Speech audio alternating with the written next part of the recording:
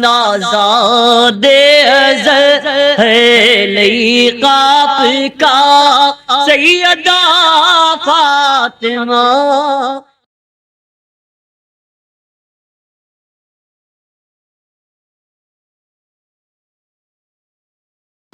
السلام علیکم ورحمۃ اللہ وبرکاتہ۔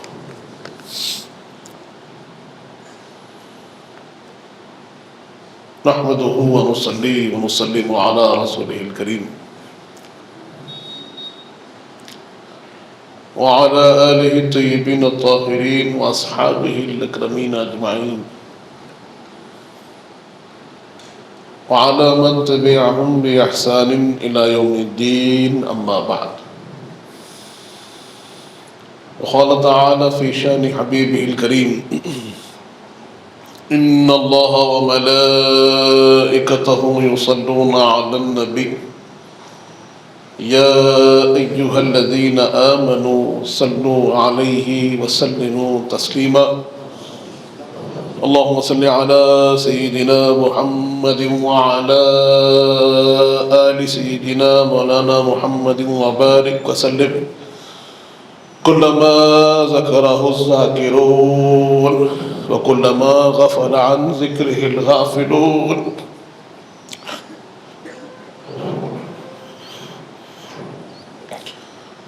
وصل على سيدنا محمد وعلى آل سيدنا محمد وبارك وسلم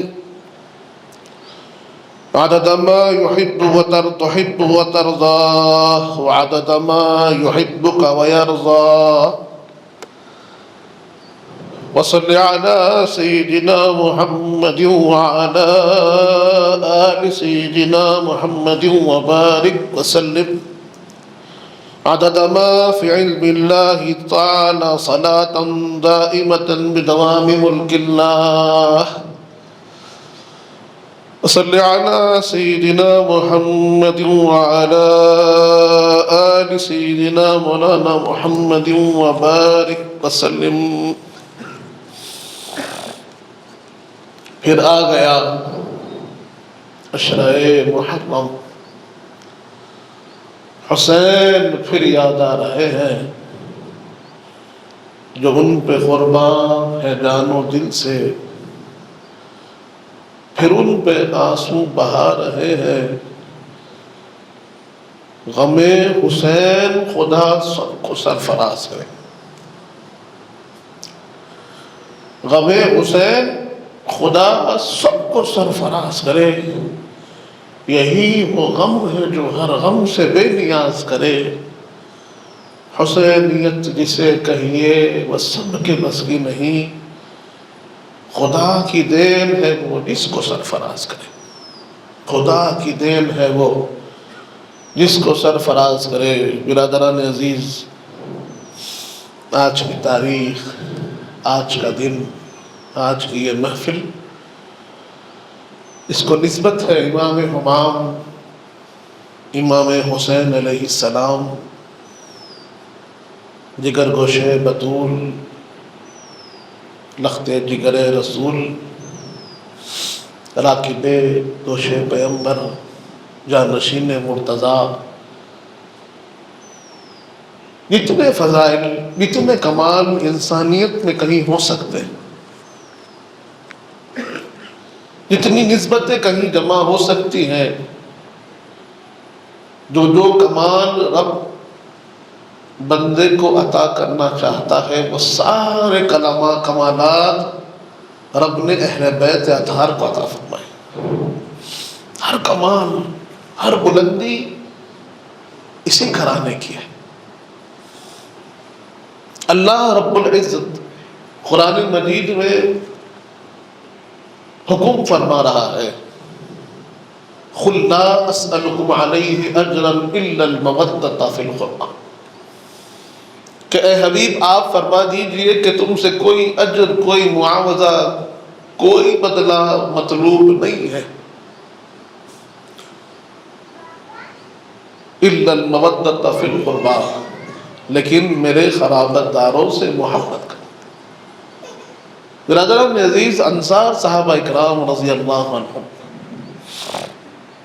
جب حضور پاک صلی اللہ علیہ وآلہ وسلم کی خدمت کرنا چاہے، آپ کی بارگاہ میں کچھ پیش کرنا چاہا، اور انہوں نے یہ خیال کیا کہ یہ ہماری ذمہ داری ہے کہ ہم حضور پاک صلی اللہ علیہ وآلہ وسلم کی خدمت کریں، اس وقت اللہ نے اس آیت کریمہ کو نازل فرمایا اور فرمایا کہ اے حبیب، آپ ان سے فرما دیجئے کہ میں تم سے کوئی اجر، کوئی معاوضہ، کوئی بدلہ طلب نہیں کرتا۔ دین اسلام کو پہنچانا، تمہاری ہدایت کا سامان عطا فرمانا، ہجرت کر کر یہاں تشریف لانا، یہ اللہ کا حکم ہے، میری ذمہ داری ہے۔ ہاں اگر تم میرے لیے کچھ کرنا چاہتے ہو، حضور پاک فرما رہے ہیں، اگر تم میرے لیے کچھ کرنا چاہتے ہو تو اللہ یہ حکم دیتا ہے کہ میرے قرابت داروں سے محبت کرو۔ میری خوشی، میرا منشا، میری مرضی یہ ہے کہ تم میرے قرابت داروں سے محبت کرو، اور رب ذوالجلال بھی یہی حکم عطا فرماتا۔ حضرت عبداللہ ابن عباس رضی اللہ عنہما روایت فرماتے ہیں، لما نزلت هذه الآية قل لا أسأله عليه أجرا إلا المودة في القربى قالوا يا رسول الله من قرابتك هؤلاء الذين وجبت علينا مودتهم۔ آپ فرماتے ہیں کہ صحابہ کرام نے عرض کیا، جب یہ آیت کریمہ نازل ہوئی تو یہ آپ کے کون سے رشتہ دار ہیں کہ جن کی محبت اللہ نے واجب فرما دی؟ اس پر حضور پاک نے ارشاد فرمایا، علی و فاطمہ وابناہما، یہ علی ہے، یہ فاطمہ ہے، ان دونوں کے دونوں شہزادے حسنین کریمین ہیں کہ جن کی محبت اللہ نے واجب کی ہے۔ برادران عزیز، تو یہ محبت اللہ کا حکم ہے، یہ محبت حضور پاک صلی اللہ علیہ وآلہ وسلم کا منشا اور مرضی ہے۔ اسی کے ساتھ اللہ قرآن مجید میں ارشاد فرماتا ہے، انما یرید اللہ لیذھب عنکم الرجس اہل البیت ویطہرکم تطہیرا۔ یقیناً اللہ رب العزت نے ارادہ فرمایا کہ اے اہل بیت اطہار، اے نبی کے اہل بیت، آپ کو پاک و صاف کر دے، مزکہ اور مصفہ کر دے، اور آپ سے ہر ایک نجاست، ہر ایک پلیدگی کو، ہر ایک رجس کو دور کر دیں۔ اللہ نے اعلان کیا ہے۔ جب یہ آیت کریمہ نازل ہوتی ہے، حدیث پاک میں آتا ہے، سنن ترمذی میں یہ حدیث موجود ہے کہ حضور پاک صلی اللہ علیہ وآلہ وسلم بی بی ام سلمہ رضی اللہ عنہا کے کاشان اقدس میں موجود تھے، ان کے مکان مقدس میں موجود تھے۔ جب یہ آیت کریمہ نازل ہوئی تو حضور پاک نے بلوایا۔ کسے بلوایا؟ فاطمہ والحسن والحسین، سیدہ فاطمہ الزہرا سلام اللہ علیہا کو بلوایا، امام حسن امام حسین کو بلوایا اور اپنے اطراف میں بٹھا لیا۔ وَجَلَّ لَهُمْ بِكِسَائٍ، راوی کہتے ہیں کہ پھر اپنی چمڑی مبارک کو ان کے اطراف سے یوں دراز کر لیا اور اڑا دیا۔ وَعَلِيٌّ خَلْفَ ظَهْرِهِ، اور مولا علی مشکل کشا کو اپنی پشت مبارک کے پیچھے بٹھایا اور آپ کو بھی اس کملی مبارک میں شامل فرما لیا۔ اس عمل مبارک کے بعد حضور پاک صلی اللہ علیہ وآلہ وسلم نے اللہ کی بارگاہ میں دعا کی اور عرض کیا، اللہم ہؤلاء اہل بیتی فاذہب عنہم الرجس وطہرہم تطہیرا۔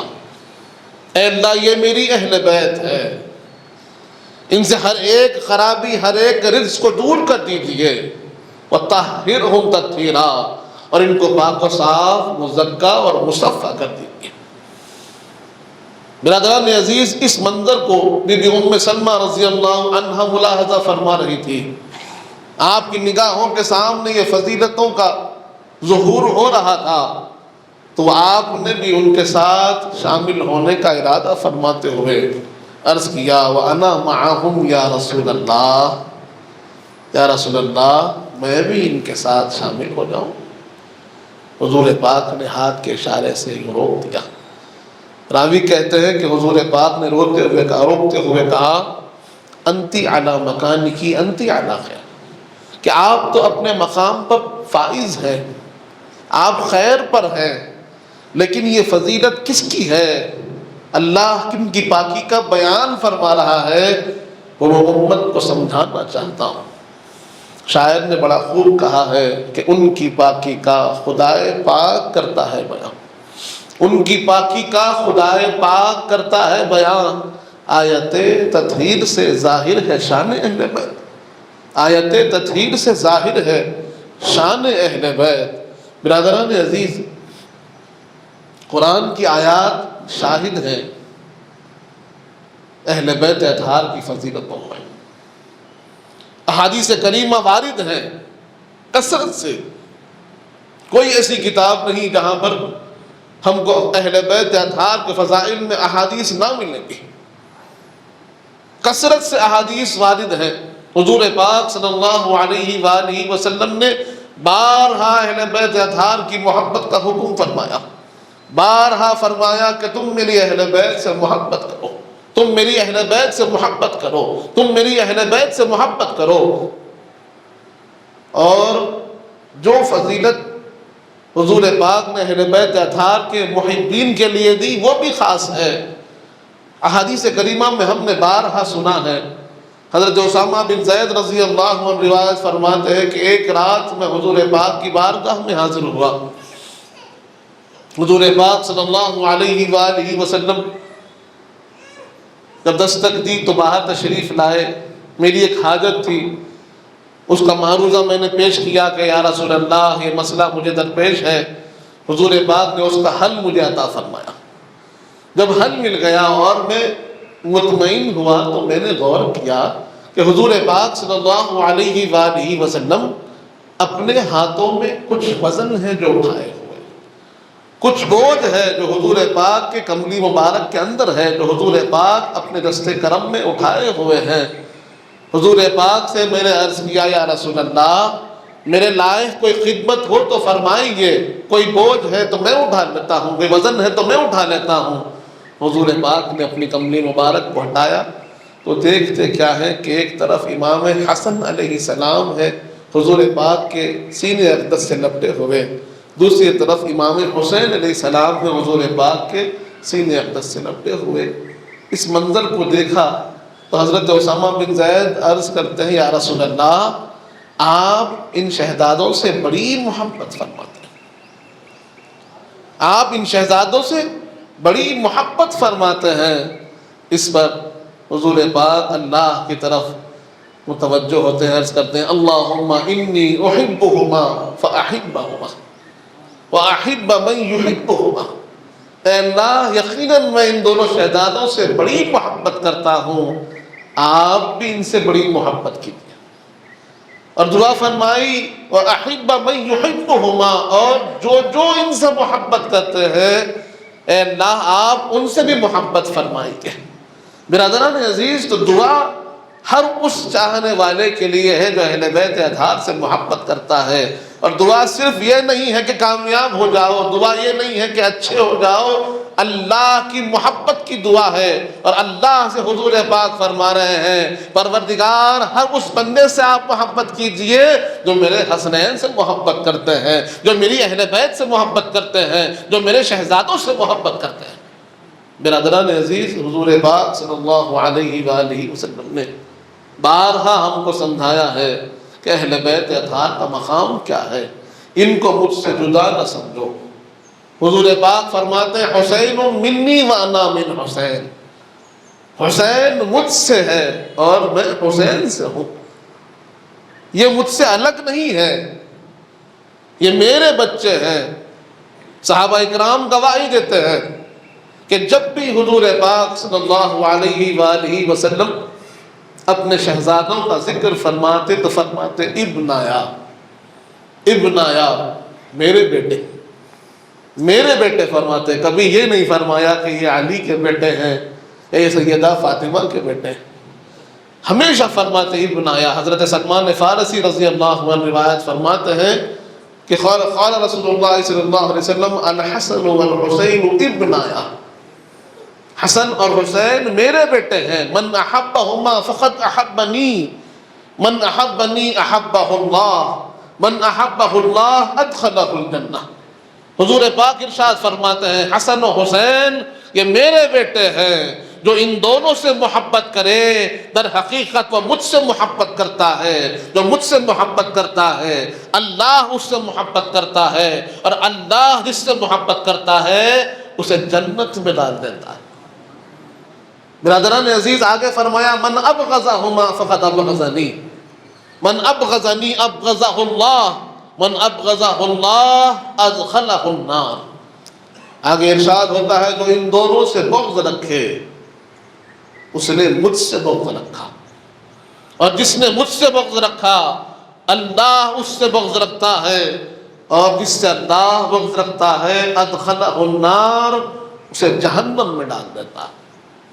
برادران عزیز اہل بیت اطہار کی محبت اور اس کی اہمیت کیا ہے قرآن مجید ہم کو سمجھا رہی ہے، آیات کریمہ ہم کو بتا رہے ہیں، احادیث شریفہ ہم کو سمجھایا جا رہا ہے کہ اہل بیت کی محبت کو سمجھو۔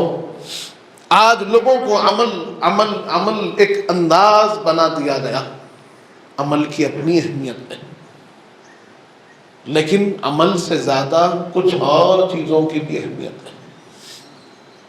آپ کے اعمال کا جو دار و مدار ہے وہ چند چیزوں پر ہے، اور ان اعمال کے کامیابی کی ایک دلیل اہل بیت اطہار کی محبت بھی ہے۔ حدیث پاک میں آتا ہے صحابہ کرام رضی اللہ عنہم حضور پاک کے ارد گرد جمع ہیں، حضور پاک صلی اللہ علیہ وآلہ وسلم نے ارشاد فرمایا من مات علی بغض اہل بیتی مات کافرا۔ ایک اور حدیث پاک میں ادخلہ النار۔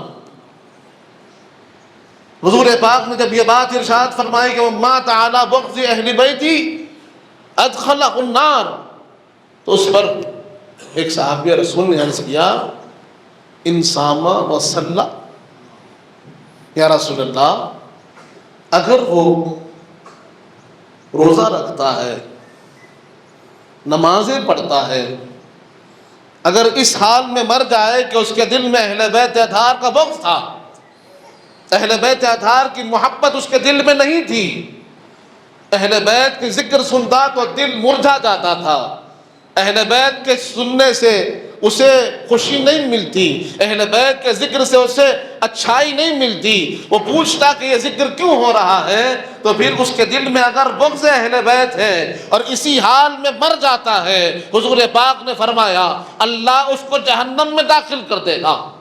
صحابہ کرام میں سے عرض کیا گیا یا رسول اللہ ان صام و صلی، اگر وہ روزہ بھی رکھے، اگر وہ نمازیں بھی پڑھے تو کیا پھر بھی جہنم میں جائے گا؟ حضور پاک صلی اللہ علیہ وآلہ وسلم ارشاد فرماتے ہیں ان صام و صلی بین الحجر والمقام، اگر وہ روزے کی حالت میں ہے، اگر وہ روزہ رکھتا ہے اور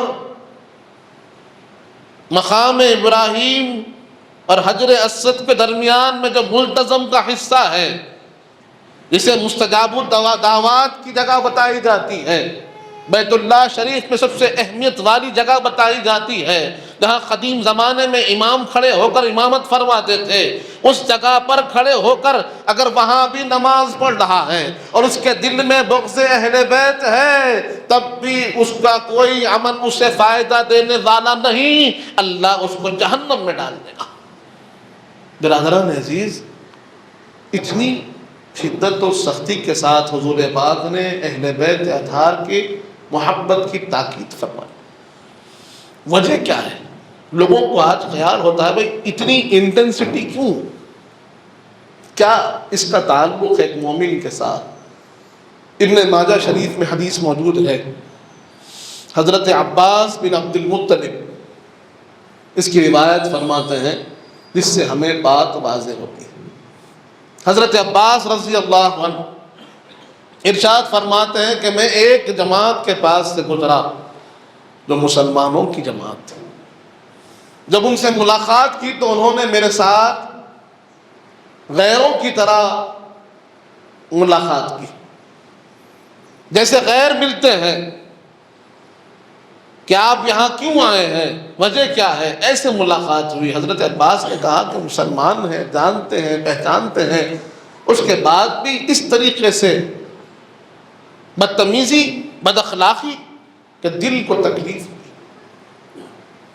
آپ حضور پاک کی بارگاہ میں حاضر ہوئے اور شکایت کی کہ یا رسول اللہ، لوگوں نے میرے ساتھ ایسا انداز اور اپنایا کہ میرے دل کو تکلیف ہوئی۔ حضور پاک صلی اللہ علیہ وسلم آپ فرماتے فغضب غضبا شدیدا، حضور پاک کے چہرے پر غصے کے آثار نمودار ہو گئے۔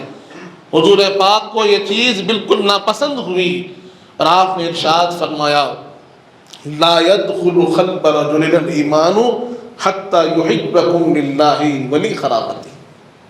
اے عباس سن لیجئے کہ کسی شخص کے دل میں اس وقت تک ایمان داخل نہ ہوگا جب تک کہ وہ آپ یعنی میری خاندان، میری اہل بیت سے اللہ کی خاطر اور میری نسبت کی خاطر محبت نہ کرے۔ واضح طور پر حضور پاک نے فرمایا کہ ایمان اس وقت دل میں داخل ہوتا ہے جب حضور پاک صلی اللہ علیہ وسلم کی محبت اور آپ کی اہل بیت کی محبت دل میں ہو۔ سنن نسائی میں یہ حدیث موجود ہے، مسند امام احمد بن حنبل میں یہ حدیث موجود ہے، امام حاکم نے بھی اس کی روایت فرمایا ہے، کثیر محدثین نے نقل کیا، واضح حدیث ہے۔ لوگ پوچھتے ہیں کہ عمل کرنے کے بعد فائدہ کیوں نہیں ہوگا، اہل بیت کا بغض ہو تو فائدہ کیوں نہیں ہوگا، اہل بیت کا بغض ہو تو کامیابی کیوں نہیں ملے گی، اہل بیت کا بغض ہو تو کیوں نجات نہیں ملتی؟ کیونکہ حضور پاک نے فرما دیا کہ اس دل میں جس میں اہل بیت کا بغض ہوگا اس میں ایمان داخل نہیں ہوگا۔ اور ہم یہ بات جانتے ہیں کہ ہمارے سارے اعمال کا دار و مدار ایمان پر ہے، ایمان نہیں تو عمل مقبول نہیں ہوتا، اللہ کی بارگاہ میں معتبر نہیں ہوتا۔ ہمارے عمل کو مقبول ہونے کے لیے اللہ کی ذات پر ایمان رکھنا ضروری ہے، اللہ کے صفات پر ایمان رکھنا ضروری ہے، ایمان کے جو تقاضے ہیں اس کو پورا کرنا ضروری ہے۔ اور ایمان کی زمین کو لگانے کے لیے، ایمان کے درخت کو لگانے کے لیے جس زمین کی ضرورت پڑتی ہے اس زمین کا نام ہے محبت اہل بیت۔ درود پاک پڑھیے، اللہم صلی علی سیدنا محمد وعلی آل سیدنا مولانا محمد وبارک وسلم۔ اللہم صلی علی سیدنا محمد وعلی آل سیدنا مولانا محمد وبارک وسلم۔ برادران عزیز، یہ اہمیت ہے اہل بیت اطہار کی محبت کی۔ اور حضور پاک صلی اللہ علیہ وآلہ وسلم نے حدیث پاک میں کئی مرتبہ فرمایا، ہمارے لیے نجات کا سامان بتا کر فرمایا۔ صحیح مسلم کی وہ حدیث ہمارے سامنے ہے، سنن ترمذی میں یہ حدیث موجود ہے جہاں پر حضور پاک ارشاد فرماتے ہیں انی تارکٌ فیکم الثقلین ما ان اخذتم لن تضلوا ابدا۔ ارشاد فرمایا میں تمہارے درمیان میں دو بھاری چیزیں چھوڑے جا رہا ہوں، دو وزنی چیزیں چھوڑے جا رہا ہوں کہ اگر تم ان کو تھام لوگے کبھی گمراہ نہیں ہوگے، کبھی تم صحیح راستے سے نہیں بھٹکو گے۔ وہ دو چیزیں کیا ہیں؟ حضور پاک نے فرمایا پہلی چیز ہے کتاب اللہ، اللہ کی کتاب، حبل ممدود بین السماء والارض، ایسی رسی ہے جو زمین و آسمان کے درمیان میں دراز ہے۔ اور دوسرا فرمایا اہل بیتی عترتی، دوسری چیز میری اہل بیت میری عترت ہے۔ یہ دو چیزوں کو تھام لو کبھی گمراہ نہیں ہوگے۔ برادران عزیز، آج ہر شخص نجات چاہتا ہے، ہر شخص کامیابی چاہتا ہے، ہر شخص ہدایت چاہتا ہے، اور حضور پاک صلی اللہ علیہ وآلہ وسلم نے واضح طور پر ہدایت کا سامان ہمیں عطا فرمایا اور ارشاد فرمایا کہ دو چیزیں ایسی ہیں ان کو پکڑ لو کبھی گمراہ نہیں ہوں گے، ایک کتاب اللہ، ایک اہل بیت اطہار۔ آج دونوں چیزیں ہمارے ہاتھ سے چھوٹتی چلی جاتی ہیں۔ برادران عزیز، اسی طرح حضور پاک صلی اللہ علیہ وآلہ وسلم ارشاد فرماتے ہیں مثل اہل بیتی کسفینتی نوح من رکب فیہا نجا ومن تخلف عنہا غریقا، کہ میری اہل بیت اطہار کی مثال سفینہ نوح کی مانند ہے کہ جو اس میں سوار ہو گیا کامیاب ہو گیا، جو ان سے خلاف مخالفت کرا اس کشتی کو چھوڑ دیا غریقہ ڈوب گیا۔ احادیث کریمہ واضح ہے کہ اہل بیت اطہار یہ نجات کا ذریعہ ہے، ہدایت کا ذریعہ ہے، کامیابی کا ذریعہ ہے۔ اگر ہم کامرانی چاہتے ہیں تو ہمیں اہل بیت اطہار سے جڑنا ہوگا۔ حدیث پاک میں آتا ہے کہ ستارے، جو آسمان کے ستارے ہیں، وہ امان و اہل الارض ہیں، کہ اہل ارض کے لیے امان ہے، اہل سما کے لیے امان ہے۔ کیا فرمایا؟ کہ ستارے جو ہیں وہ اہل سما کے لیے امان ہے، اور میری اہل بیت اہل ارض کے لیے امان ہے۔ برادران عزیز، اب یہاں غور کرنا ہوگا کہ اپنی نجات کی کشتی کو کس نے برباد کیا؟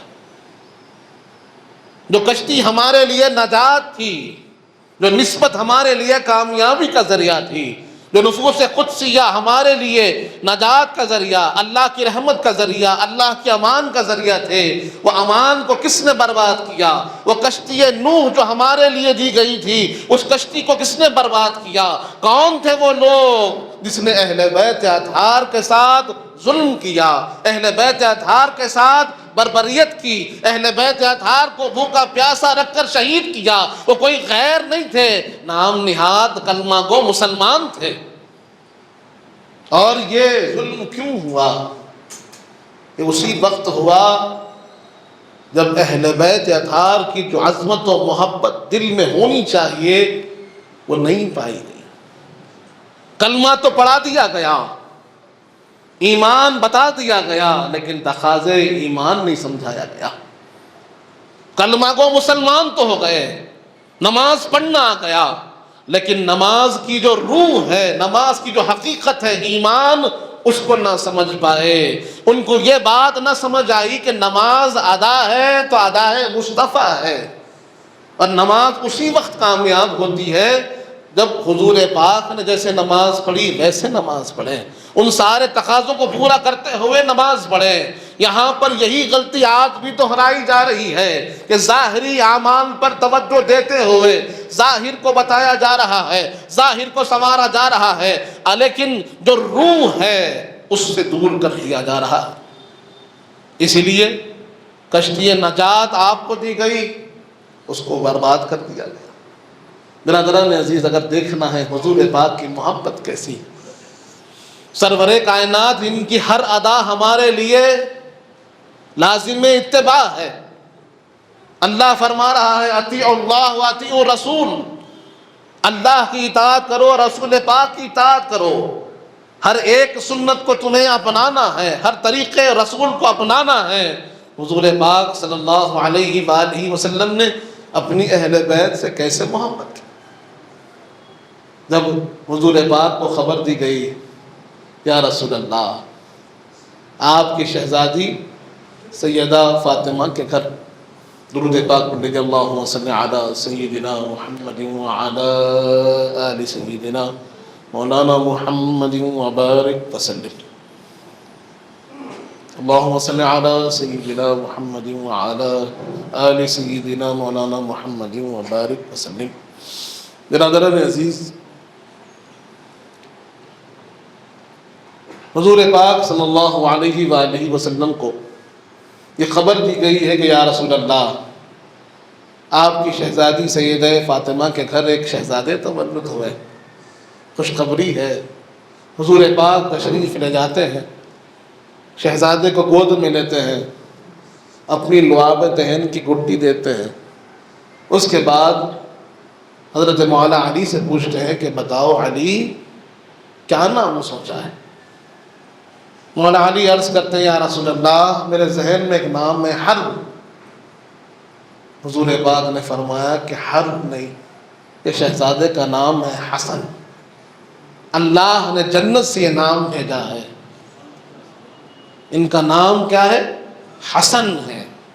اسی طرح کچھ عرصہ اور گزرا، پھر خوشخبری دی گئی، یا رسول اللہ آپ کی شہزادی کے گھر ایک اور شہزادے تولد ہوئے، تشریف لائیے۔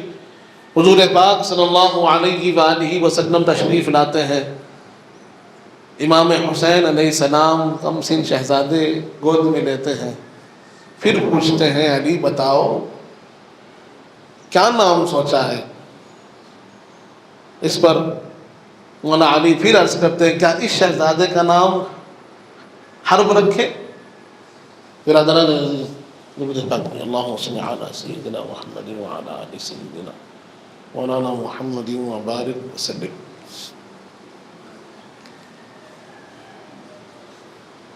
حضور پاک ارشاد فرماتے ہیں کہ حرب کیا لگا رکھا ہے؟ اس شہزادے کا نام میں حسین رکھتا ہوں، اور یہ نام اللہ نے بھیجے ہیں جنت سے۔ برادران عزیز، پھر محبت کا انداز ایسا، محبت اتنی زیادہ کہ ذری سی تکلیف بھی حضور پاک کو بے چین کر دیتی۔ بیوی ام فضل رضی اللہ عنہ حضرت عباس کی زوجہ ہے، آپ فرماتی ہیں کہ ایک دن میں امام حسین علیہ السلام کو حضور پاک کی بارگاہ میں پیش کی۔ حضور پاک آرام فرما رہے تھے، جب شہزادے کو دیکھے تو فرمایا کہ میرے سینے پہ لیٹا دو۔ حضور پاک لیٹے ہوئے تھے، جب شہزادے کو لے کے گئی تو کہا میرے سینے پہ لٹا دو، اور حضور پاک نے اپنے شہزادے کو اپنے سینے پہ لٹا دیا۔ امام حسین علیہ السلام کو جیسے ہی آپ فرماتی ہیں جیسے ہی میں نے حضور پاک کے سینے پر شہزادے کو لٹا دیا، شہزادے نے پیشاب کر دیا۔ حضور پاک کے سینے اقدس پر وہ پیشاب گزرنے لگا، اور آپ اس منظر کو دیکھے تو بی بی ام فضل فرماتی ہیں میں بے چین ہو گئی کہ یہ کیا کر دیا، یہ کیا ہو گیا، اور میں شہزادے کو گود میں لیتے لیتے تعجباً ایک چونٹی لے گئی۔ شہزادے اچانک رونے لگے، اور جیسے ہی شہزادے روئے حضور پاک نے فرمایا کہ میرا بچہ کیوں رو رہا ہے، میرے بچے کو کیا ہوا کہ وہ رونے لگا، کیا وجہ ہے؟ اس پر بی بی ام فضل نے عرض کیا یا رسول اللہ میں نے بچے کو چونٹی لی۔ حضور پاک کے چہرے پہ غضب کے آثار، کہا کہ تم نے میرے بچے کو تکلیف دی، کیا تمہیں معلوم نہیں ہے کہ یہ بچے کی تکلیف مجھے بے چین کر دیتی ہے، یہ بچوں کا رونا مجھے بے چین کر دیتا ہے، میرا قلب بے چین ہو جاتا ہے جب میرے بچے روتے ہیں۔ برادران عزیز، یہ حضور پاک کی محبت ہے، یہ حضور پاک کی بے چینی ہے۔ احادیث کریمہ ہمارے سامنے موجود ہے، مسجد نبوی شریف کا صحن ہے، سنن ترمذی کی حدیث ہے کہ دونوں شہزادے لال دھاری دار لباس پہنے ہوئے حضور پاک کے سامنے سے حاضر ہو رہے ہیں۔ حضور پاک منبر شریف پر تشریف فرما خطبہ عنایت فرما رہے ہیں، اور خطبے کے دوران دیکھتے کیا ہیں کہ صحابہ اکرام کے جھرمٹ سے دونوں شہزادے صف پہ صف صف پہ صف صف پہ صف حضور پاک کی طرف بڑھ رہے ہیں، اور دونوں کی کوشش یہ ہے کہ میں پہلے پہنچوں، میں پہلے پہنچوں، نانا جان کی بارگاہ میں پہلے حاضر ہو جاؤں۔ اب دونوں کی اس کوشش کا نتیجہ یہ ہوا کہ دونوں شہزادوں کے پیر مل گئے، اور دونوں شہزادے مسجد نبوی کے صحن میں صحابہ اکرام کے درمیان میں گر گئے۔ حضور پاک اس منظر کو ملاحظہ فرما رہے تھے۔ حضور پاک نے اپنا خطبہ ترک کر دیا، نبی کا خطبہ ترک ہوتا ہے۔ حضور پاک اب اپنے شہزادوں کے لیے منبر شریف سے نیچے تشریف لاتے ہیں، دونوں شہزادوں کو اپنے گود میں اٹھاتے ہیں۔ ایک شہزادے کو سیدھی جانب لے جا کر بٹھا دیا، دوسری شہزادے کو بائیں جانب لے جا کر بٹھا دیا، اور اس کے بعد فرمایا لوگوں میں بڑی کوشش کیا کہ اپنے خطبے کو جاری رکھوں، لیکن اولاد کی محبت نے مجھے مجبور کر دیا۔ برادران عزیز، یہ محبت، اس انداز کو صحابہ اکرام دیکھ رہے تھے۔ دادا پیر قبلہ اس واقعے کو سناتے ہوئے فرماتے ہیں کہ کہاں گرے، یہ تصور تو کرو، عاشقوں کے جھرمٹ میں گرے، صحابہ اکرام کے درمیان گرے۔ حضور پاک حکم فرماتے تو کوئی بھی اٹھا کر فوراً پیش کر دیتے، لیکن حضور پاک کی محبت کا انداز حضور پاک کی بے چینی دکھا رہی ہے کہ حضور پاک کے قلب اطہر میں اہل بیت اطہار اور خصوصاً حسنین کریمین کی محبت کا کتنا انداز، کتنا زیادہ اس کی کثرت ہے۔ برادران عزیز، اسی طرح مسجد نبوی شریف حضور پاک صلی اللہ علیہ وآلہ وسلم کی عادت کریمہ تھی کہ آپ اپنے شہزادوں کے ساتھ عصر کی نماز کے بعد کوئی کھیل کھیلا کرتے۔ ہر دن کچھ کھیل ہوتا اور صحابہ اکرام کے بچے اس کھیل کو دیکھتے۔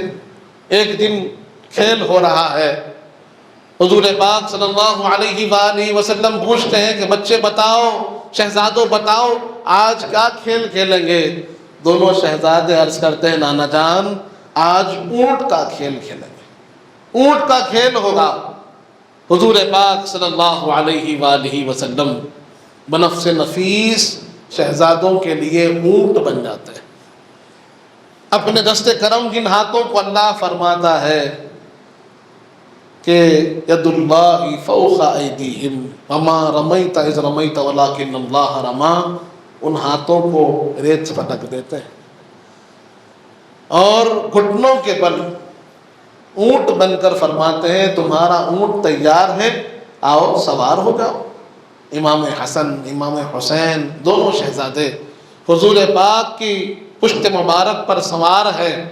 اللہ فرما رہا ہے أَلَمْ نَشْرَحْ لَكَ صَدْرَكَ وَوَضَعْنَا عَنْكَ وِزْرَكَ الَّذِي أَنْقَضَ ظَهْرَكَ۔ اے حبیب، آپ کی پشت مبارک کو جو وزن پڑتا ہے تو اللہ اس کو اٹھا لیتا ہے۔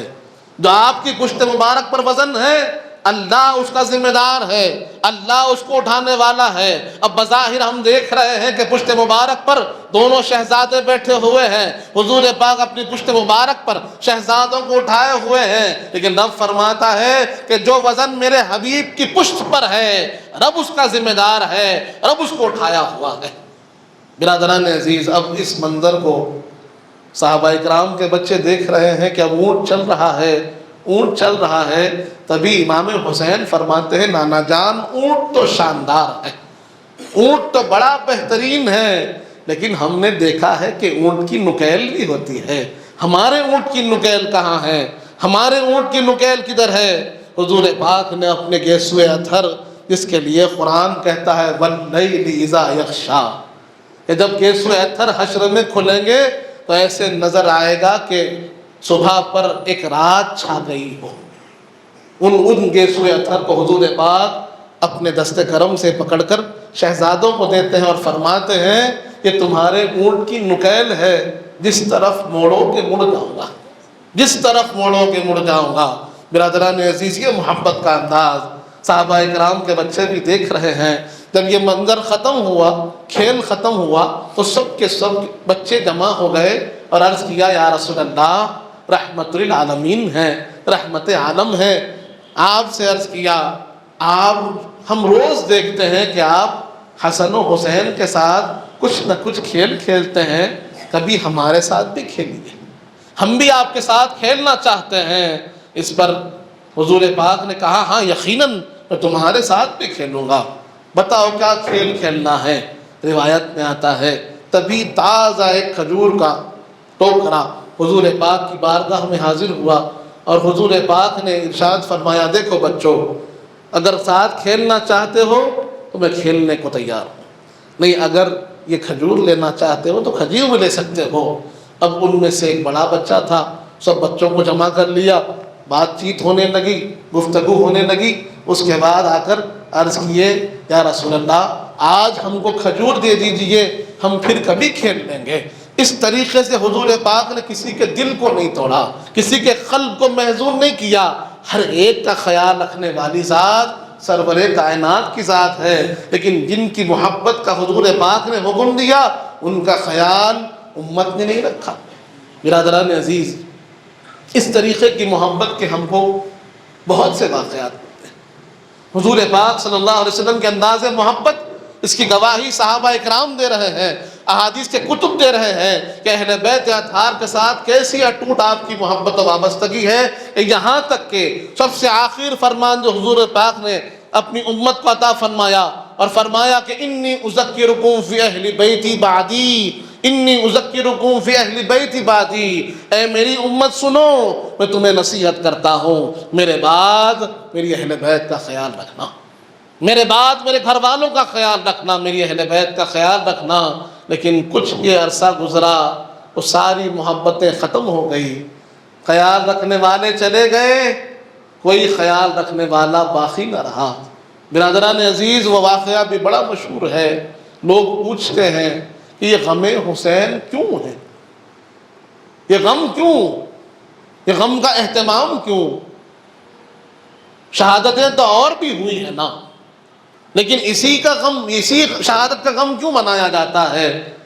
احادیث کریمہ پڑھے تو معلوم ہوگا۔ بی بی ام فضل رضی اللہ عنہ روایت فرماتی ہے، بی بی ام سلمہ رضی اللہ عنہ روایت فرماتی ہے، حضرت انس بن مالک رضی اللہ عنہ روایت فرماتے ہیں، حضرت عائشہ صدیقہ رضی اللہ عنہ روایت فرما رہی ہے، الگ الگ کئی روایتیں ہمارے سامنے موجود ہیں۔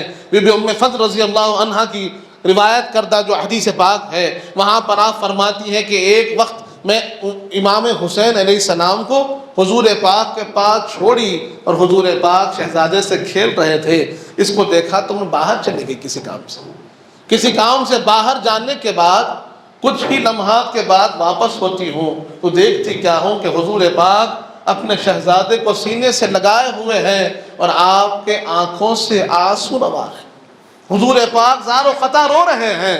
اس منظر کو دیکھتی ہوں تو بی بی ام فضل فرماتی ہے، میں نے عرض کیا یا رسول اللہ، ابھی تو آپ شہزادے کے ساتھ کھیل رہے تھے، یہ رونے کی وجہ کیا ہے، یہ رونے کی وجہ کیا ہے؟ حضور پاک ارشاد فرماتے ہیں، ابھی اللہ کی جانب سے فرشتہ میری بارگاہ میں حاضر ہوا اور فرشتے نے مجھ سے کہا ہے، مجھے خبر دی ہے کہ میری امت میرے اس شہزادے کو شہید کر دے گی۔ برادران عزیز، حضور پاک فرماتے ہیں کہ فرشتے نے خبر دی ہے کہ میری امت میرے اس شہزادے کو شہید کر دے گی، اور یہ لال مٹی جو سرخ مٹی ہے اس جگہ کی ہے جہاں میرا شہزادہ حسین شہید ہوگا۔ یہ سننے کے بعد میرا دل بے چین ہو گیا ہے اور میرے آنکھوں سے آنسو روا ہوئے۔ خبردار یہ خبر میری بیٹی فاطمہ تک نہ پہنچے۔ بات چھپنی نہ تھی، نہ چھپی، سیدہ کائنات تک یہ بات پہنچتی ہے۔ سیدہ کائنات حضور پاک کی بارگاہ میں حاضر ہو کر عرض کرتی ہے، یا بابا جان میں کیا سن رہی ہوں، یا رسول اللہ کیا سن رہی ہوں کہ آپ کی امت میرے شہزادے حسین کو شہید کر دے گی، میرے بچے کا قصور ہی کیا ہے، میرے بچے کو کیوں شہید کر دیا جائے گا؟ حضور پاک اپنی شہزادی کو تسلی دیتے ہوئے فرماتے ہیں، بیٹی یہ اس وقت کی بات ہوگی جب نہ میں رہوں گا، نہ تم رہو گی، نہ علی ہوں گے، نہ حسن ہوں گے، حسین تنہا ہوں گے۔ لیکن معاملہ یہ ہے کہ اس کے باوجود بھی حضور پاک کا عمل مبارک ہمارے سامنے ہے کہ جب بھی شہادت امام حسین کو یاد کیا تو حضور پاک نے غم کا اظہار فرمایا، آپ کی آنکھوں سے آنسو رواں ہو جاتے تھے۔ اہل بیت اطہار اس کی گواہی دے رہے ہیں، امہات المومنین اس کی گواہی دے رہے ہیں، صحابہ کرام اس کی گواہی دے رہے ہیں۔ اس کے بعد بھی لوگ پوچھتے ہیں کہ غم حسین کیوں؟ اس پر دادا پیر قبلہ فرماتے ہیں کہ خلیق اس واقعے کے قبل روتے تھے رسول اللہ، انہی کی پیروی میں ہم بھی آنسو بہاتے ہیں۔ ہمارا آنسو بہانا یہ سنت رسول میں ہے۔ برادران عزیز، لوگوں کو صرف وہ سنتیں یاد ہوتی ہیں جو دکھتی ہیں، لیکن جن کا تعلق قلب سے ہے، جن کو حضور پاک نے سکھایا ہے، بتایا ہے، ان سنتوں کا کام۔ محبت اہل بیت کا طریقہ بھی تو حضور پاک نے سکھایا ہے۔ یہ سنتیں کہاں ہیں؟ برادران عزیز، ہمیں غور کرنے کی ضرورت ہے۔ اہل بیت اطہار کے ساتھ صحابہ اکرام کا بھی ایک عجیب اٹوٹ رشتہ تھا۔ حضرت ابوبکر صدیق رضی اللہ عنہ کو دیکھتے کیا ہے؟ ہم دیکھتے ہیں خلافت راشدہ پر فائز ہے، خلیفہ رسول ہے، کسی کام سے مدینہ پاک میں باہر نکلے تو دیکھا کہ دونوں شہزادے موجود کھیل رہے ہیں، اپنے کام کو چھوڑ دیا، دونوں شہزادوں کو اٹھا کر کاندھے پہ بٹھا لیا اور مدینے کی سواری کرنے لگے۔ مدینہ پاک کا سیر کرا رہے ہیں، شہزادوں کو یہ گلی سے وہ گلی پھرا رہے ہیں۔ لوگ دیکھ کر کہتے ہیں، شہزادے ارے کتنی پیاری سواری ہے، خلیفۃ رسول اللہ کے کاندھوں پہ سوار ہو کے پھر رہے ہیں۔ حضرت ابوبکر صدیق فوراً بول دیتے ہیں، کہتے ہیں کہ سوار بھی کتنے پیارے ہیں۔ خالی سوار کی تعریف سواری کی بھی ہونی چاہیے۔ میں تمہیں حدیث پاک سناتا ہوں، سنو کہ حضور پاک صلی اللہ علیہ وآلہ وسلم کو میں نے دیکھا ہے، سرور کائنات اپنے دونوں شہزادوں کو اسی طرح اپنے شانوں پر بٹھا کر گھوما کرتے تھے مدینے میں۔ یہ جو میں گھوم رہا ہوں نا، یہ سنت رسول ہے، اسے پورا کر رہا ہوں۔ آپ فرماتے ہیں میری نگاہوں نے اس منظر کو دیکھا ہے، اور یہی ابو بکر تھا کہ میں نے کہا تھا شہزادو کتنی پیاری سواری ہے، سید عالم کی کاندھے پر سوار ہو کے سواری کر رہے ہیں، رحمت للعالمین کے کاندھوں پر سوار ہو کے سواری کر رہے ہیں، تمام انبیاء کے سردار کے کاندھوں پر بیٹھ کے آپ سواری کر رہے ہیں۔ تو حضور پاک نے مجھے روک کر کہا ابو بکر سوار بھی کتنے پیارے ہیں، یہ میرے لخت جگر ہیں، یہ سیدہ شباب اہل الجنہ ہیں، یہ جنتی نوجوانوں کے سردار ہیں۔ برادران عزیز، صحابہ اکرام نے محبتوں کو بتایا ہے۔ حضرت عمر فاروق کی محبت ہمارے سامنے ہے کہ حضرت عمر فاروق کا دور خلافت ہے۔ حضرت عمر فاروق منبر پر تشریف فرما خطبہ دے رہے ہیں، امام حسین علیہ السلام سامنے صف میں تشریف فرما ہے۔ حضرت عمر فاروق خطبہ دیتے دیتے حضرت امام حسین کھڑے ہو کر ارشاد فرماتے ہیں، اے عمر اس منبر سے اتر جائیے، یہ میرے نانا جان کا منبر ہے۔ برادران عزیز، جب یہ ارشاد ہوا تو حضرت عمر فاروق جانتے تھے کہ جب بھی شہزادے کھڑے ہوئے حضور پاک منبر سے اتر کر شہزادوں کو گود میں اٹھا لیتے تھے، منبر پر لا کے بٹھا لیتے تھے۔ اسی سنت کو پورا کرتے ہوئے حضرت عمر فاروق اپنے خطبے کو چھوڑتے ہیں، منبر سے نیچے اترتے ہیں، شہزادے کو اپنے ساتھ لے کر اپنے ساتھ منبر پر بٹھا کر فرماتے ہیں، بابا جان عمر کے سر پہ جو بال ہے نا، یہ آپ کے نانا جان کا صدقہ ہے، یہ منبر بھی آپ کے نانا جان کا ہے، یہ عمر بھی آپ کے نانا جان کا ہے۔ محبت ایسی صحابہ اکرام نے کر کے بتائی ہے۔ حضرت بلال کی محبت ہمارے سامنے ہے، حضرت ابو ہریرہ رضی اللہ عنہ آپ کی محبت ہمارے سامنے ہے کہ آپ کا وقت آخر ہے، بالکل ضعیف ہو چکے ہیں، اور امام حسین علیہ السلام کا سن مبارک بھی اب بہت بڑا ہو چکا ہے۔ ایک وقت آپ مسجد نبوی شریف میں امام حسین علیہ السلام تشریف لائے تو آپ کی نالین مبارک پر کچھ مٹی لگ گئی تھی۔ نماز سے فارغ ہوئے، فارغ ہو کر جب واپس تشریف لے جانے لگے تو حضرت ابو ہریرہ رضی اللہ عنہ کبر سنی کے بعد، عمر کے بڑے حصے کو پہنچنے کے بعد نیچے بیٹھ کر امام حسین علیہ السلام کی نالین اپنے ہاتھ میں لے کر صاف کر رہے ہیں، اپنے رومال سے اپنے کپڑے سے صاف کر رہے ہیں۔ امام حسین علیہ السلام نے اس منظر کو دیکھا تو رو کے کہا آپ کیا کر رہے ہیں؟ صحابی رسول ہے، جلیل القدر صحابی ہے، ایسے مت کیجئے۔ حضرت ابو ہریرہ اپنے ہاتھوں سے امام حسین کی نالین آپ کے خدم اطہر میں پہناتے ہوئے فرماتے ہیں، اگر لوگ جان لے آپ کی شخصیت کیا ہے، آپ کا مقام و مرتبہ کیا ہے، تو ان خدموں کو زمین پر رکھنے نہ دیں گے، آپ کو کاندھے پر اٹھا کر پھریں گے۔ برادران عزیز، یہ محبت صحابہ اکرام نے بتائی، اور اس کے بعد کیا ہوا؟ اس کے بعد کیا ہوتا ہے کہ وہی مدینہ منورہ جو شہر رسول ہے، جہاں پر شہزادوں کا بچپن گزرا ہے، جہاں پر شہزادوں کی شباب کی عمر گزری ہے، وہ مدینہ منورہ اب اہل بیت اطہار پر تنگ سے تنگ کر دیا جا رہا ہے۔ بار بار کہا جا رہا ہے کہ یزید کی بیعت لو، یزید کی بیعت لو، ورنہ پھر کارروائی کی جائے گی، آپ کا خون بہا دیا جائے گا۔ مدینہ منورہ میں یہ بات کہی جا رہی ہے اور پھر سب خاموش ہیں۔ آپ سوچئے کہ مدینہ میں رہنا دشوار ہو گیا، جن کے نانا کا شہر ہے وہی نواسے وہاں رہنے کے لیے اب مشکل محسوس کر رہے ہیں، وہی خان وعدہ رسول اب شہر رسول میں اپنے آپ کو رہنے کے لیے دشواری محسوس کر رہا ہے۔ ایک وقت وہ بھی آیا کہ امام حسین علیہ السلام اپنے خانوادے کے ساتھ حضور پاک کی بارگاہ میں حاضر ہوتے ہیں، عرض کرتے ہیں نانا جان اب مدینہ ہم پر تنگ ہو گیا ہے، اب یہاں رہنا ہمارے لیے دشوار ہو گیا ہے، اب یہاں سے ہم کو جانا پڑے گا، شاید پھر ہم یہاں حاضر ہو نہ ہو، آپ کی بارگاہ میں آپ سے اجازت لینے کو آئے ہیں، آپ اجازت مرحمت فرمائے تو ہم مدینہ چھوڑ کر جاتے ہیں۔ برادران عزیز، حضور پاک کے شہزادے شہر مدینہ چھوڑ کر اب ہجرت کر رہے ہیں۔ جس شہر کو حضور پاک نے بسایا وہاں پر ان کے لیے جگہ نہیں، وہاں سے نکل کر مکہ مکرمہ پہنچتے ہیں، لوگ وہاں پر آپ کا استقبال کرتے ہیں، لیکن حالات وہاں پر بھی کشیدہ ہو گئے۔ امام حسین علیہ السلام نے فرمایا کہ نہیں، یہاں رہنا میرے لیے دشوار ہے، کیونکہ حضور پاک کی حدیث میرے سامنے ہے۔ حضور پاک نے فرمایا تھا کہ مکے میں ایک دمبا ذبح ہوگا جس سے کعبے کی حرمت میں فرق آ جائے گا، اور میں وہ دمبا بننا نہیں چاہتا۔ ایک طرف یہ حالات کی خرابی، دوسری طرف اہل کوفہ اور ان کا مطالبہ، امام ہمارے پاس آ جائیے، امام ہمارے پاس آ جائیے۔ 150 خطوط بھیج دیے، ایک دو نہیں، 150 خطوط، وفد کے وفد آ رہے ہیں، لوگوں کے لوگ آ رہے ہیں، آپ کو بلا رہے ہیں کہ آ جائیے، ہمارے پاس آ جائیے، ہم کو اس ظالم سے بچا لیجئے۔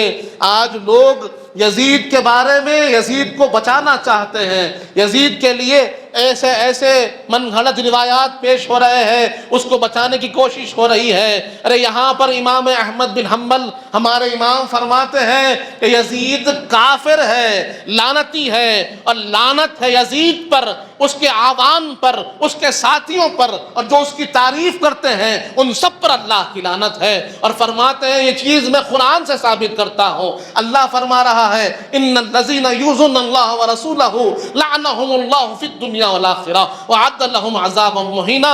امام احمد فرماتے ہیں کہ اللہ نے لعنت بھیجی ہے اس پر جس نے اللہ پر کو تکلیف دی ہے، اللہ کے رسول پاک کو تکلیف دی ہے۔ برادران عزیز، آج لوگ یزید کی برات کی بات کر رہے ہیں۔ ارے جس نے خانوادے رسول کو بھوکا پیاسا رکھ کر شہید کر دیا، جس نے کعبۃ اللہ کی حرمت کو پامال کر دیا، اس نے مدینہ رسول کو برباد کر دیا، اس یزید کی برات کی بات کرتے ہیں۔ برادران عزیز، اب جب قافلہ مکے کو پہنچا، وہاں پر بہت سے صحابہ اکرام تھے، بہتوں نے آپ سے ملاقات کی، بہتوں نے آپ کو روکنے کی کوشش کی، لیکن امام نے فرمایا کہ میں رکنے کو تیار نہیں۔ حالات لے جا رہے ہیں، ادھر کوفہ والوں کے خطوط آ رہے ہیں۔ امام حسین علیہ السلام نے اپنے بھائی امام مسلم بن نخیل کو بھیجا کہ جائیے کوفہ کے حال اور اس سے واقف ہو کر مجھے خبر دیجیے۔ امام مسلم اپنے شہزادوں کے ساتھ پہنچتے ہیں کوفہ کو، تو وہاں والہانہ استقبال ہوتا ہے، والہانہ استقبال ہو رہا ہے کہ آئیے، اہل بیت رسول کے خانوادے کا چراغ تشریف لایا ہے۔ والہانہ استقبال ہوا، لیکن وہاں کے حالات بدلے۔ ابن زیاد کو وہاں کا گورنر بنا دیا گیا۔ اس کے بعد دیکھتے کیا ہے کہ حالات خراب سے خراب ہوئے، اور کربلا کا پہلا شہید امام مسلم بن کر شہید ہوتے ہیں۔ امام مسلم کو کوفہ میں شہید کر دیا جاتا ہے، آپ کے دونوں شہزادوں کو بھی شہید کر دیا جاتا ہے، لیکن اس وقت تک امام مسلم نے خط لکھ دیا تھا امام حسین کو کہ آپ کوفہ آ جائیں گے۔ برادران عزیز، امام مسلم کا خط پا کر امام حسین علیہ السلام کوفہ کو تشریف لے جا رہے ہیں۔ کوفہ کی طرف اب آپ کا قافلہ بڑھتا ہے، اور مدینے سے نکلے ہیں تو 72 نفوس نکلے، 72 نفوس ہے امام حسین علیہ السلام کے ساتھ۔ بہت سے لوگ ملے، بہت سے لوگ آپ کا ساتھ، بہت سے لوگوں سے ہوئی ملاقات، بہت سے لوگوں کی ہوئی، لیکن ساتھ دینے والا کوئی نہ تھا۔ مشورہ بہتوں نے دیا، مشورہ بہتوں نے دیا، لیکن ساتھ وہی جانثار تھے جو مدینے سے نکلے تھے۔ اب اس کے ساتھ جب آگے بڑھے، آگے بڑھنے لگے، وقتاً فوقتاً لوگوں سے ملاقات ہونے لگی۔ کچھ لوگ آ کر ملتے، کچھ لوگ ملنے سے کتراتے۔ ایسے ہی ایک جگہ جہاں پر امام ہمام نے اپنا پڑاؤ کیا، تو وہاں پر ایک ڈیرا لگا ہوا تھا، ان کا نام ملتا ہے عبداللہ، ان کا ڈیرا تھا۔ امام ہمام نے کہا کہ جاؤ ان کو بلاؤ۔ انہوں نے کہا کہ نہیں، میں نہیں ملنا چاہ رہا۔ تو ان کی بیوی نے کہا، شہزادے رسول آپ کو بلا رہے ہیں، اور آپ جا کر ان سے ملاقات نہیں کرتے؟ بیوی کے کہنے پہ نکل کر امام حمام کی بارگاہ میں حاضر ہوئے، ملاقات کی، ملاقات کے بعد واپس آئے تو کہا کہ میں مطمئن ہوں، میں تمہیں طلاق دیتا ہوں، یہ ساز و سامان ہے لے لو، تمہارے بھائی کے ساتھ تم گھر کو چلے جاؤ، میں جا رہا ہوں امام کے ساتھ۔ کہ مجھے یاد آ گیا ہے حضرت سلمان فارسی نے ایک مرتبہ فرمایا تھا کہ ہم نے جنگ جیتی تھی، مال غنیمت تھا، بہت خوشی تھی، تو فرمایا تھا کہ اس سے بہتر دن، اس سے بڑا خوشی کا دن وہ ہوگا کہ جب تم کو ابن رسول اللہ بلائیں گے اور تم ان کے ساتھ ہو جاؤ گے۔ وہ دن آج ہے، میں جا رہا ہوں امام کے ساتھ۔ ایک یہ، اس کے ساتھ پھر دیکھتے کیا ہے کہ جب قافلہ آگے بڑھ رہا ہے، راستے میں امام مسلم کی شہادت کی خبر ملتی ہے۔ امام مسلم کی شہادت کی خبر جب امام حمام کو ملی تو آپ کے قافلے میں ایک عجیب غم کی لہر دور پڑی۔ امام مسلم کے جو بھائی ساتھ تھے، آپ کے بیٹے جو ساتھ تھے، ان کے دل پر ایک عجیب رنج طاری ہو گیا، اور انہوں نے کہا کہ اب کیا کرے جی کر۔ امام نے فرمایا کہ مسلم کے بعد اب جینے میں کوئی مزہ نہیں، اب کوئی مزہ نہ رہا، ہم بھی پلٹنے والے نہیں ہیں، جو ہوگا دیکھا جائے گا۔ برادران عزیز، اب قافلہ آگے بڑھتا رہا، لوگ مل رہے ہیں، جڑ رہے ہیں۔ ایک وقت آیا، امام کھڑے ہو کر خطبہ عنایت فرماتے ہیں اور کہتے ہیں کہ لوگوں، میں جا رہا ہوں لیکن آگے کوئی استقبال ہونے والا نہیں ہے۔ آگے میں دیکھ رہا ہوں کہ جنگ ہے، موت ہے، شہادت ہے۔ تم کیا سمجھتے ہو؟ میں تم کو برابری ذمہ کرتا ہوں، جو واپس جانا چاہتا ہے واپس چلا جائے۔ تو وہ جو دیہاتوں سے جڑے تھے سب واپس ہو گئے۔ مدینے کا جو قافلہ ساتھ چلا تھا وہی مدینے والے ساتھ گئے۔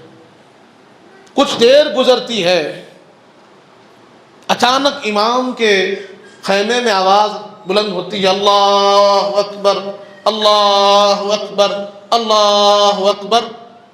یہ عرب کا طریقہ تھا کہ جب کبھی درخت دکھتے تو تکبیر بلند کرتے۔ امام نے فرمایا کہ میں اس جگہ سے واقف ہوں، یہاں کوئی درخت نہیں ہے، میں سمجھتا ہوں کہ فوج آ رہی ہے، لشکر آ رہا ہے، تم پہاڑ کو اپنے پیچھے لے لو، زنانے کو پیچھے لو، سوار سامنے آ جاؤ، اور آپ تیاری کرنے لگے۔ اب جو جھاڑ دکھ رہے تھے آہستہ آہستہ قریب آنے لگے، نظر آنے لگا کہ یہ لشکر ہے، گھوڑے ہیں۔ حور ابن ریاحی 1000 کا لشکر لے کر امام حسین کے پاس پہنچ گئے۔ اب ملاقات ہوتی ہے، حور ابن ریاحی کہتا ہے کہ ابن زیاد نے مجھے بھیجا ہے آپ کو کوفہ لے جانے کے لیے۔ امام فرماتے ہیں کہ میں تیرے ساتھ چلنے کا پابند نہیں ہوں، میں اپنے راستے پر واپس چلا جاتا ہوں، میں تیرے ساتھ نہیں چلوں گا۔ حور ابن ریاحی کہتا ہے کہ میں آپ کو واپس جانے بھی نہیں دوں گا۔ اب یہ گفتگو چل ہی رہی ہے کہ نماز کا وقت ہوا، اور امام کی یہ شخصیت اور آپ کی بلند شخصیت کا معاملہ یہ تھا کہ جب حور ابن ریاحی اور اس کے ساتھ سارے ساتھی آئے تو آپ نے پانی پیش کیا، ان کی سواریوں کے لیے پانی کا انتظام فرمایا۔ حور ابن ریاحی دیکھ رہا ہے کہ میں مخالف سمت سے آ رہا ہوں، دشمن کی طرف سے آ رہا ہوں، لیکن اہل بیت اطہار کا یہ اعلیٰ کردار ہے کہ دشمن کو بھی پانی پلا رہے ہیں، اس کی سواریوں کے پانی کا بھی انتظام فرما رہے ہیں۔ برادران عزیز، اب بار بار گفتگو ہو رہی ہے، قافلہ آگے بڑھ رہا ہے کہ نہیں آپ ادھر چلے۔ امام فرماتے میں تمہارے ساتھ چلنے کا پابند نہیں۔ جب گفتگو زیادہ ہوئی، نماز کا وقت آیا، حضرت امام علی اکبر کو امام نے حکم دیا کہ اذان دو۔ حضرت امام علی اکبر نے اذان دی۔ جب نماز قائم ہونے لگی تو حور ابن ریاحی سب کو لے کر پیچھے ٹھہرا ہوا۔ آپ فرمانے لگے یہ کیا بات ہے، مخالفت بھی کرتا ہے پھر ہماری امامت پہ نماز بھی پڑھتا ہے۔ کہنے لگا وہ نوکری ہے اور یہ دین ہے۔ برادران عزیز، اب کئی گفتگوؤں کے بعد یہ طے پایا کہ نہ امام کوفہ کو جائیں گے، نہ حور آپ کو واپس لوٹنے دے گا، ایک تیسرا راستہ اختیار کرتے ہیں۔ اس وقت تک وہ خط و کتابت کے ساتھ نئے احکام منگا لے گا، برادران عزیز، اب تیسرا راستہ اختیار کیا جاتا ہے۔ نینوا کے میدان سے نکل کر آگے کو بڑھتے ہیں، ادھر سے عمر بن سعد بھی آ رہا ہے لشکر لے کر۔ عمر بن سعد کون ہے؟ سعد بن ابی وقاص کا بیٹا، عشرہ مبشرہ میں سعد بن ابی وقاص ہے، ان کا بیٹا ہے۔ رائے کو جا رہا تھا فتح کرنے کے لیے، جنگ کرنے کے لیے۔ ابن زیاد نے کہا کہ رائے کو چھوڑ، پہلے یہاں حسین کے ساتھ جو معاملہ ہے اس کو مکمل کر۔ کہا کہ مجھے اس میں کیوں ڈالتے ہو، سلطنت رائے کو جا رہا ہوں، وہاں میں جو کرنا ہے کر لوں گا۔ اور کہا گیا کہ اگر تو سلطنت رائے چاہتا ہے، وہاں کی گورنری چاہتا ہے، تو پہلے حسین سے جو معاملہ ہے پورا کر کے آ۔ 4000 کا لشکر دے کر اسے بھی بھیج دیا گیا۔ اب تیسرا راستہ جو اختیار کیا گیا، راستے کے دوران امام سواری پہ سوار ہے، آپ کو اونگ لگی، نیند سے بیدار ہوئے تو فرمایا انا للہ و انا الیہ راجعون۔ جب انا للہ پڑھا تو آپ کے شہزادے امام علی اکبر جو امام کے پیچھے ہی تھے، عرض کیا بابا جان کیا بات ہے، آپ نے انا للہ کیوں پڑھا؟ فرمایا اونگ لگی تو میں نے دیکھا ایک سوار سامنے سے جا رہا ہے اور کہہ رہا ہے کہ یہ لوگ ادھر کو جا رہے ہیں، وہاں سے ان کی موت آ رہی ہے۔ اسی پر میں نے انا للہ پڑھا۔ آپ کے شہزادے پوچھتے ہیں بابا جان کیا ہم حق پر نہیں؟ امام نے فرمایا یقیناً ہم حق پر ہے۔ اس پر شہزادے علی اکبر فرماتے ہیں پھر موت سے کیا ڈرنا، پھر موت کا کیا خیال ہے، کیا ڈرنا ہے؟ موت آتی ہے تو یقیناً ہم اس کے مقابلے کو تیار ہے۔ اب تیسرا راستہ اختیار ہوتا ہے، آگے بڑھتے چلتے ہیں، ایک جگہ میدان ہے کھلا، ایک عجیب کیفیت ہے۔ امام نے پوچھا کہ اس جگہ کے بارے میں معلوم کرو، یہ جگہ کا نام کیا ہے؟ جب اس جگہ کے بارے میں معلوم کیا گیا، اس جگہ کا نام کیا ہے معلوم کیا گیا، تو لوگوں نے کہا کہ اس جگہ کو کہتے ہیں ارض کرب و بلا۔ امام نے فرمایا صدق رسول اللہ صلی اللہ علیہ وسلم، حضور پاک نے سچ فرمایا ہے، ہم اپنے مکان پر پہنچ گئے ہیں، ہم اپنے مقصد و مکان پر پہنچ چکے ہیں، یہی ہمارا مقام ہے، یہیں پر ہم کو خیمے ڈالنا ہے، یہی ہمارے آخری جگہ ہے۔ برادران عزیز، حضور پاک صلی اللہ علیہ وسلم نے جگہ تک بتا دی تھی، امام وہاں پر قیام پذیر ہوتے ہیں۔ اب لشکر پہ لشکر آ رہا ہے، 1000 کا لشکر حور کے ساتھ، 4000 کا لشکر ابن سعد کے ساتھ، پھر شمر 22000 کا لشکر لے کر آ گیا۔ ایک روایت کے مطابق 18000 کا لشکر لے کر امام کے مقابل میں آ گیا، اور امام کے پاس کتنے لوگ ہیں؟ 72 لوگ ہیں۔ 72 کے مقابل میں 24000 سے زیادہ کا لشکر موجود ہے۔ کیا بس ان کو گھیرنا ہے، حضور کا خانوادہ ہے، ان کو چھوڑنا نہیں ہے۔ برادران عزیز، اب کئی بار سمجھایا گیا، حضور امام کے جو ساتھی ہیں وہ بھی سمجھا رہے ہیں، لیکن کوئی سمجھنے کو تیار نہیں، کوئی ہے کہ ماننے کو تیار نہیں ہے۔ برادران عزیز، درود پاک پڑھیے، اللہم صلی علی سیدنا محمد وعلی آل سیدنا مولانا محمد وبارک وسلم۔ اللہم صلی علی سیدنا محمد وعلی آل سیدنا مولانا محمد وبارک وسلم۔ اب کربلا کے میدان میں خیمے ڈال دیے جاتے ہیں، دونوں طرف کے لشکر جمع ہے، اور یزیدی لشکر بڑھتا ہی چلا جا رہا ہے۔ 24000 سے زیادہ کا لشکر سامنے آ گیا۔ ابن سعد روایات میں آتا ہے کہ رات بھر ٹہل رہا ہے، ادھر سے ادھر، ادھر سے ادھر، ادھر سے ادھر۔ لوگوں نے پوچھا، گھر والے نے پوچھا کیا بات ہے؟ کہنے لگا جانتا ہوں کہ امام حسین سے جنگ کرنا اپنی آخرت کو برباد کرنا ہے، میرا ٹھکانہ سوائے جہنم کے کچھ نہ ہوگا اگر میں اہل بیت سے جنگ کروں گا۔ لیکن میرے آنکھوں کی ٹھنڈک ہے سلطنت دیں، میرے آنکھوں کی ٹھنڈک ہے، وہاں کا گورنر مجھے بننا ہے، اور اگر ان سے مقابلہ نہ کروں گا وہاں کی گورنری مجھے نہیں ملے گی۔ اور ارادہ کیا تھا کہ رات ہی میں حملہ کر دیں۔ برادران عزیز، پہلے تو 7 محرم سے 8 محرم سے پانی بند کر دیا گیا، نہر فرات پر 500 آدمی کا پہرا لگا دیا گیا، اور کہہ دیا گیا کہ پانی کوئی بھی پی سکتا ہے، چرند پانی پی سکتے ہیں، درند پانی پی سکتے ہیں، بہائم پانی پی سکتے ہیں، جانور پانی پی سکتے ہیں، ہر کوئی جو آ رہا ہے پانی پی سکتا ہے، لیکن ساقی کوثر کے نواسوں کو پانی نہیں جانا چاہیے۔ ساقی کوثر جن کے ہاتھوں سے کوثر پینے کی تمنا رکھنے والے کلمہ گو مسلمان کہتے ہیں کہ ان کے نواسے کو پانی نہیں دیں گے، ایک قطرہ پانی خیمہ حسینی کو نہیں جانا۔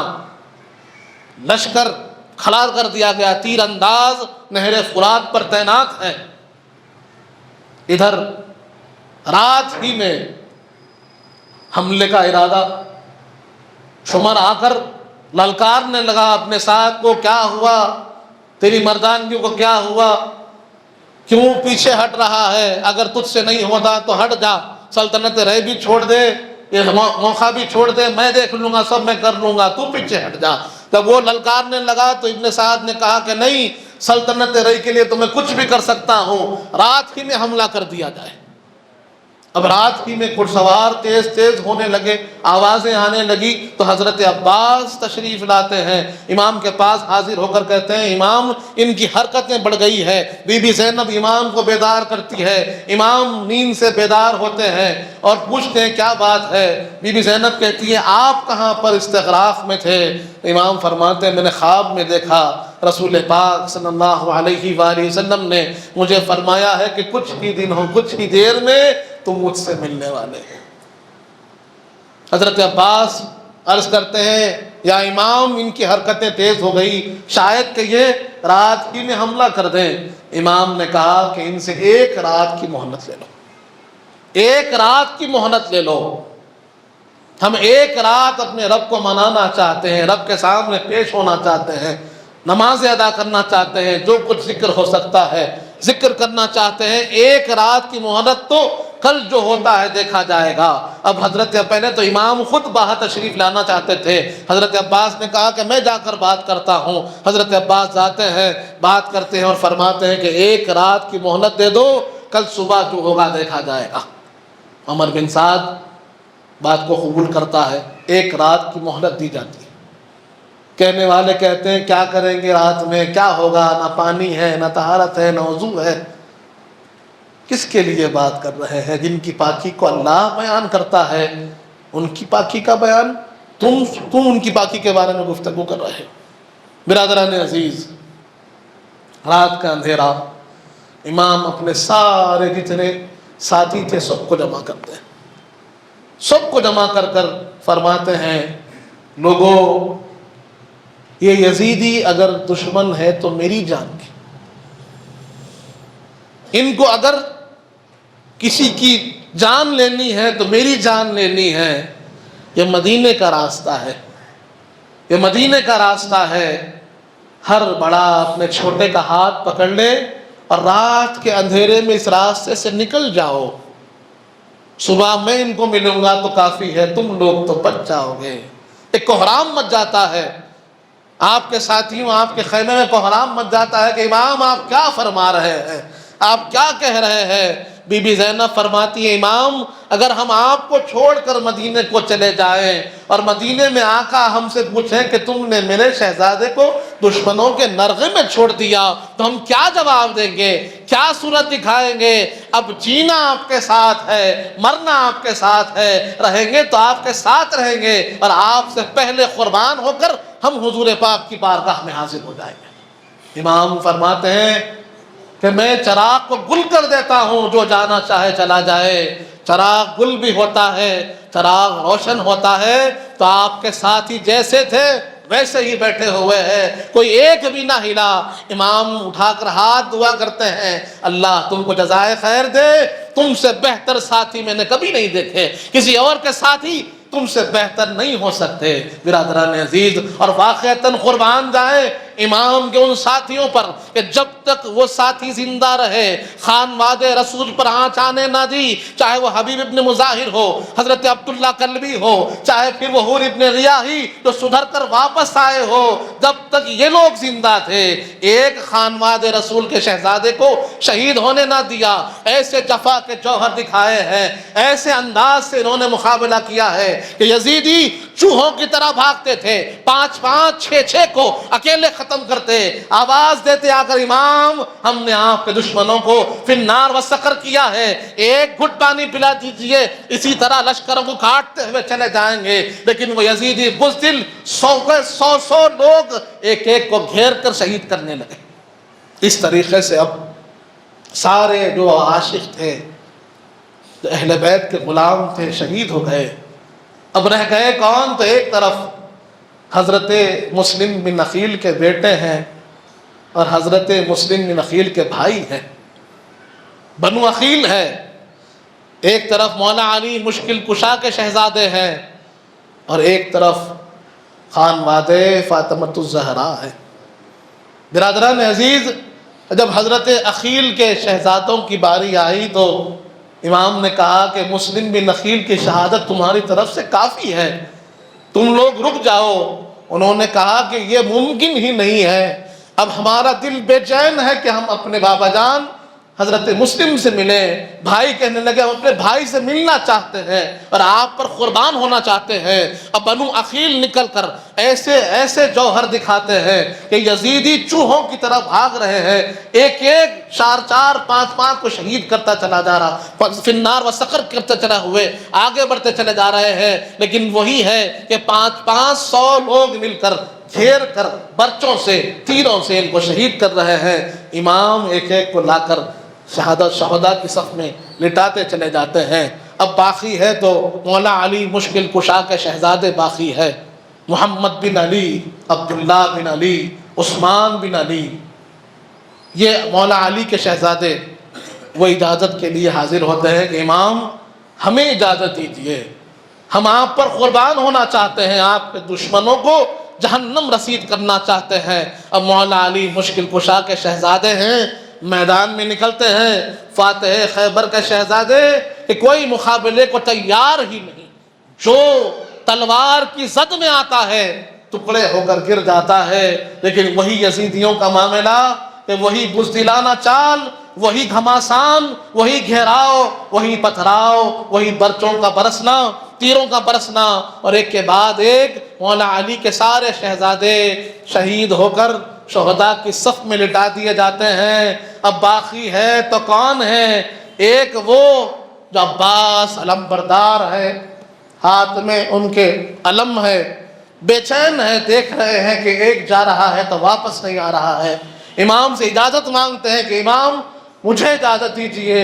امام کہتے ہیں عباس تم میرے علم بردار ہو، تم چلے جاؤ گے تو کیسے ہوگا؟ تم میری طاقت ہو، تم کو میں اجازت نہیں دیتا۔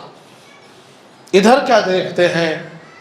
اب یا تو مولا علی کے شہزادے امام حسن کے شہزادے ہیں، یا امام حسین کے شہزادے ہیں، یا پھر بی بی زینب کے 2 شہزادے ہیں۔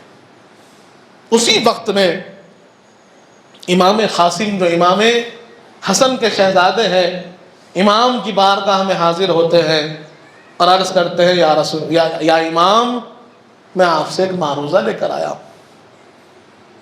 امام پوچھتے ہیں کیا بات ہے بیٹے، بتاؤ کیا چاہتے ہو؟ تو کہا بابا جان کی جب عدالت تھی تو امام حسن نے بابا جان نے مجھے ایک تعویذ دیا تھا، کہا تھا اپنے ہاتھ پہ باندھ لینا، اور جب مشکل سے مشکل وقت آئے تو یہ تعویذ کھول کر دیکھنا، آج سے مشکل کوئی اور وقت نہیں ہے۔ میں نے تعویذ کھولا ہے، یہ تعویذ میں میرے بابا جان نے وصیت کی ہے کہ قاسم جب امام پر شہید ہونے کا وقت آئے تو علی اکبر سے پہلے تم شہید ہونا۔ امام کو یہ معروضہ پیش کرتے ہیں، عرض کرتے ہیں مجھے اجازت دیجیے، میں جانا چاہتا ہوں۔ امام حسین فرماتے ہیں قاسم میں تم کو دیکھ کر اپنے بھائی کو یاد کرتا تھا، جب بھی تم کو دیکھتا مجھے امام حسن یاد آتے تھے۔ تم کو کس منہ سے بھیجوں، اللہ تم کو جزائے خیر دے۔ اب امام قاسم امام حسن کے ہم شبیہ ہیں، نہ کوئی ذرا نہ کوئی بختر، سفید پیراہن پہنے ہوئے، زلف دراز ہیں، نورانی چہرہ، دو زلف سامنے کو ڈالے ہوئے، دو زلف پیچھے کو ڈالے ہوئے، بغیر کسی اور چیز کے صرف تلوار شمشیر ہاتھ میں لے ہوئے گھوڑے پر سوار آ کر کہتے ہیں حل من مبارز، آؤ ہے کوئی مقابلہ کرنے والا۔ عمر بن سعد کہتا ہے علی کے پوترے آئے ہیں۔ ارزق بہت بڑا پہلوان تھا شام کا، اس سے کہنے لگا جاؤ علی کے پوترے سے مقابلہ کرو، علی کے پوترے آئے ہیں۔ ارزق کہتے ہیں 19 برس کا بچہ ہے، ان سے کیا میں مقابلہ کروں، میں مقابلہ نہیں کرتا۔ عمر بن سعد نے کہا بچہ نہ سمجھو، یہ فاتح خیبر کا پوترا ہے، اسے کم نہ جاننا، 3 دن کے بھوک و پیاس ہے، لیکن ان کو کم نہ سمجھو۔ ارزق نے کہا کہ میں نہیں جاتا، میرے 4 بچے ہیں، چاروں میں سے کسی کو بھیجتا ہوں۔ ارزق کا بڑا بیٹا اب گھوڑا دوڑاتا ہوا امام قاسم کے مقابل میں آیا۔ امام قاسم نے 2 ہی ضربات میں اسے فی النار و سقر کیا۔ ارزق نے دیکھا بیٹا مر گیا ہے، دوسرے کو بھیجا، دوسرے کو وہی عالم ہوا، ایک ہی مار میں 2 ٹکڑے کر دیے۔ تیسرا بیٹا گالی دیتا ہوا آیا۔ امام قاسم نے کہا کہ ہم اہل بیت ہیں، ہم گالی نہیں دیتے، تجھے بھی تیرے بھائیوں کے پاس بھیج دیتا ہوں۔ وہیں پر آپ نے اسے بھی فی النار و سقر کیا۔ چوتھا بیٹا آیا، اسے بھی ختم کر دیا۔ اس کے بعد ارزق خود اب میدان میں آ گیا، جو آنے کے لیے شرم کھا رہا تھا، کم در سمجھ رہا تھا، اب خود گھوڑے کو دوڑاتے ہوئے، ہاتھی گڑا چنگارتے ہوئے امام قاسم کے مقابلے میں آتا ہے۔ امام قاسم اب ارزق کا مقابلہ کر رہے ہیں۔ ارزق نے برچا مارا، امام قاسم نے خالی کیا۔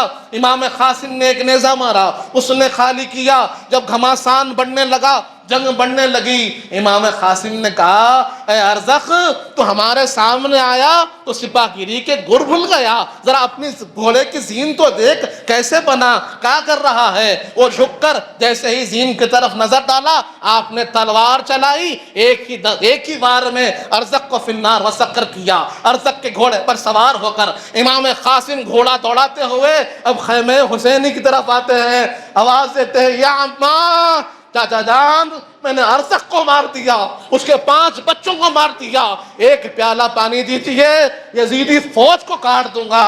امام دعا دیتے ہیں اب تم ساقی کوثر کے ہاتھوں سے پانی پیو گے، اللہ تم کو اچھا رکھے۔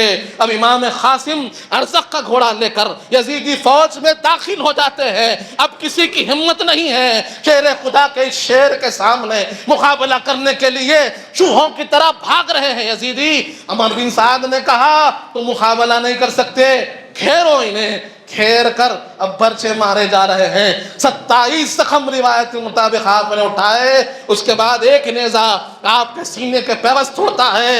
اب آواز دیتے ہیں یا عماں ادرکنی، چاچا جان خبر لیجئے آپ کا قاسم اب زمین پر آ گیا ہے۔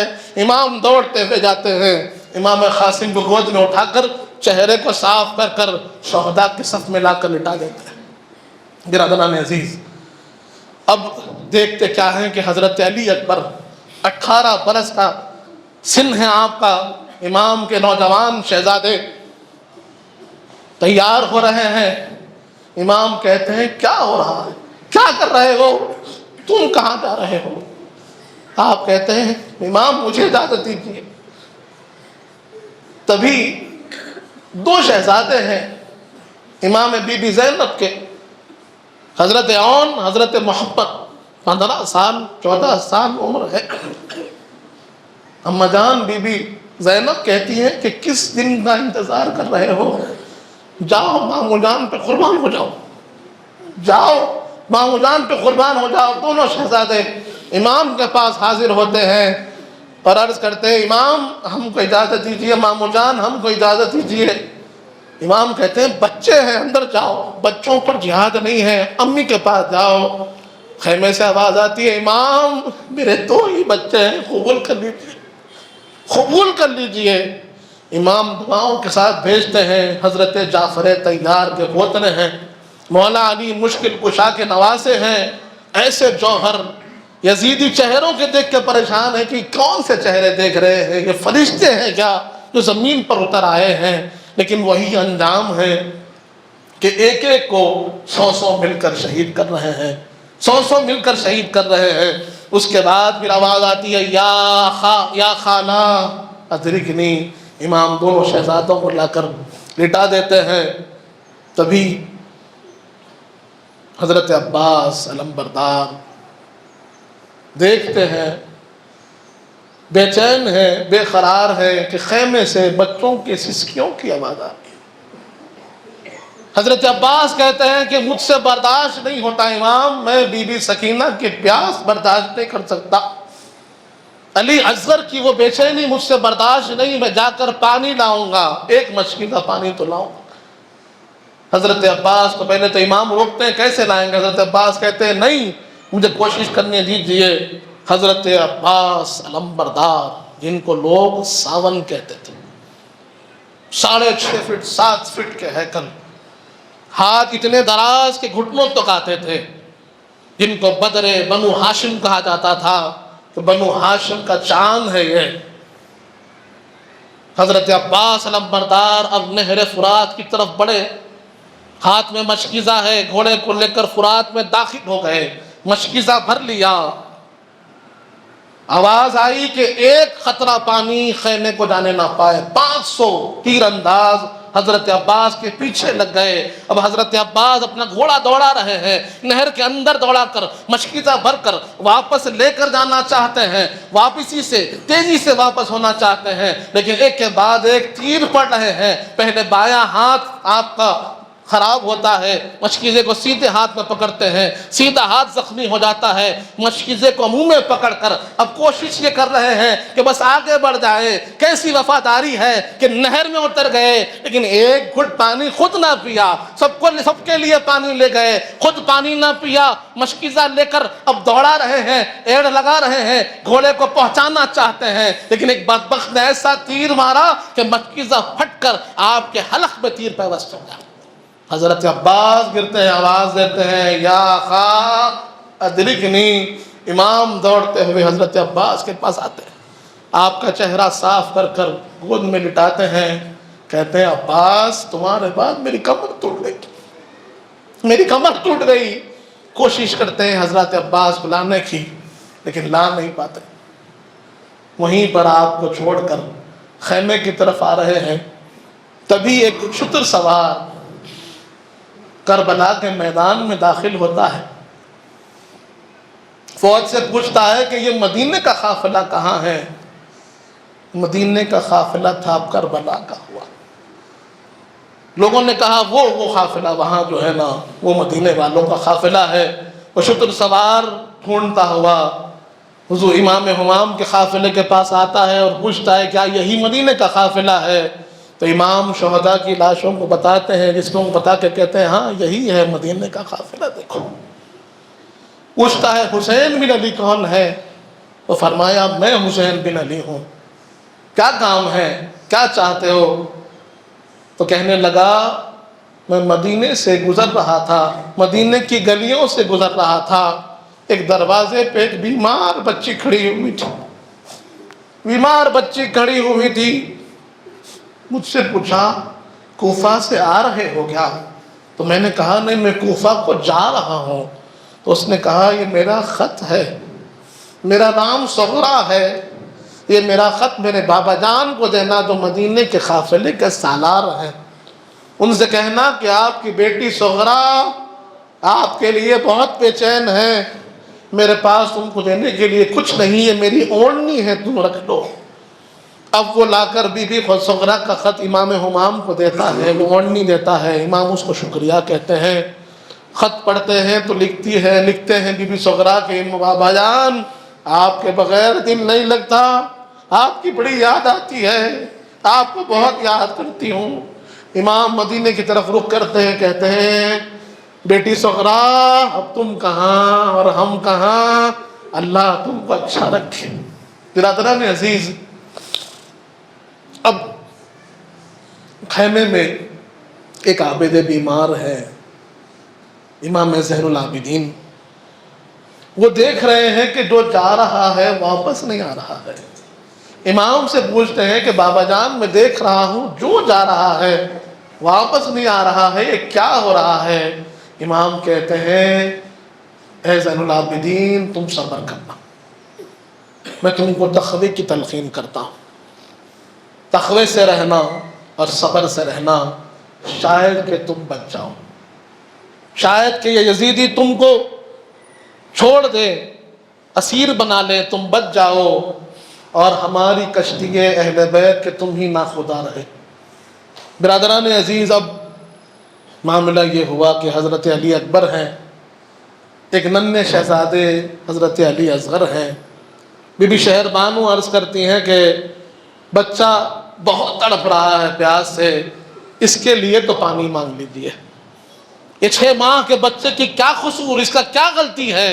قصوروار ہے تو ہم ہیں نا، یہ بچے کی کیا غلطی ہے؟ اس کے لیے تو پانی مانگ لیجئے۔ امام کہتے ہیں خدا کی قسم میں پانی نہیں مانگ سکتا، ان یزیدیوں سے پانی تو نہیں مانگ سکتا۔ بی بی شہر بانو عرض کرتی ہیں آپ کو آپ کے نانا جان نے اپنی زبان چسائی ہے، آپ اس بچے کو اپنی زبان چسائیے، شاید اس کو کچھ راحت ملے۔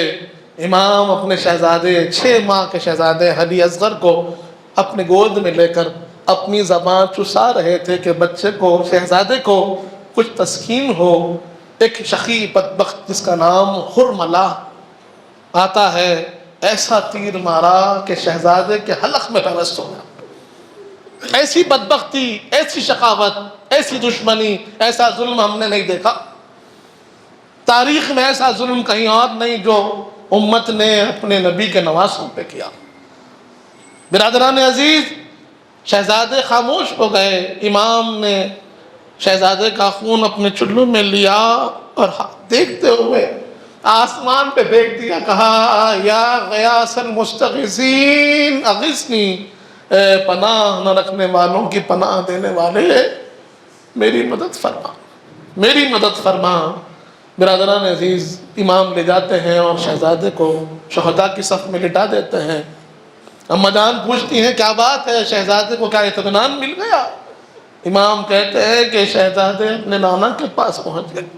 انا للہ و انا الیہ راجعون۔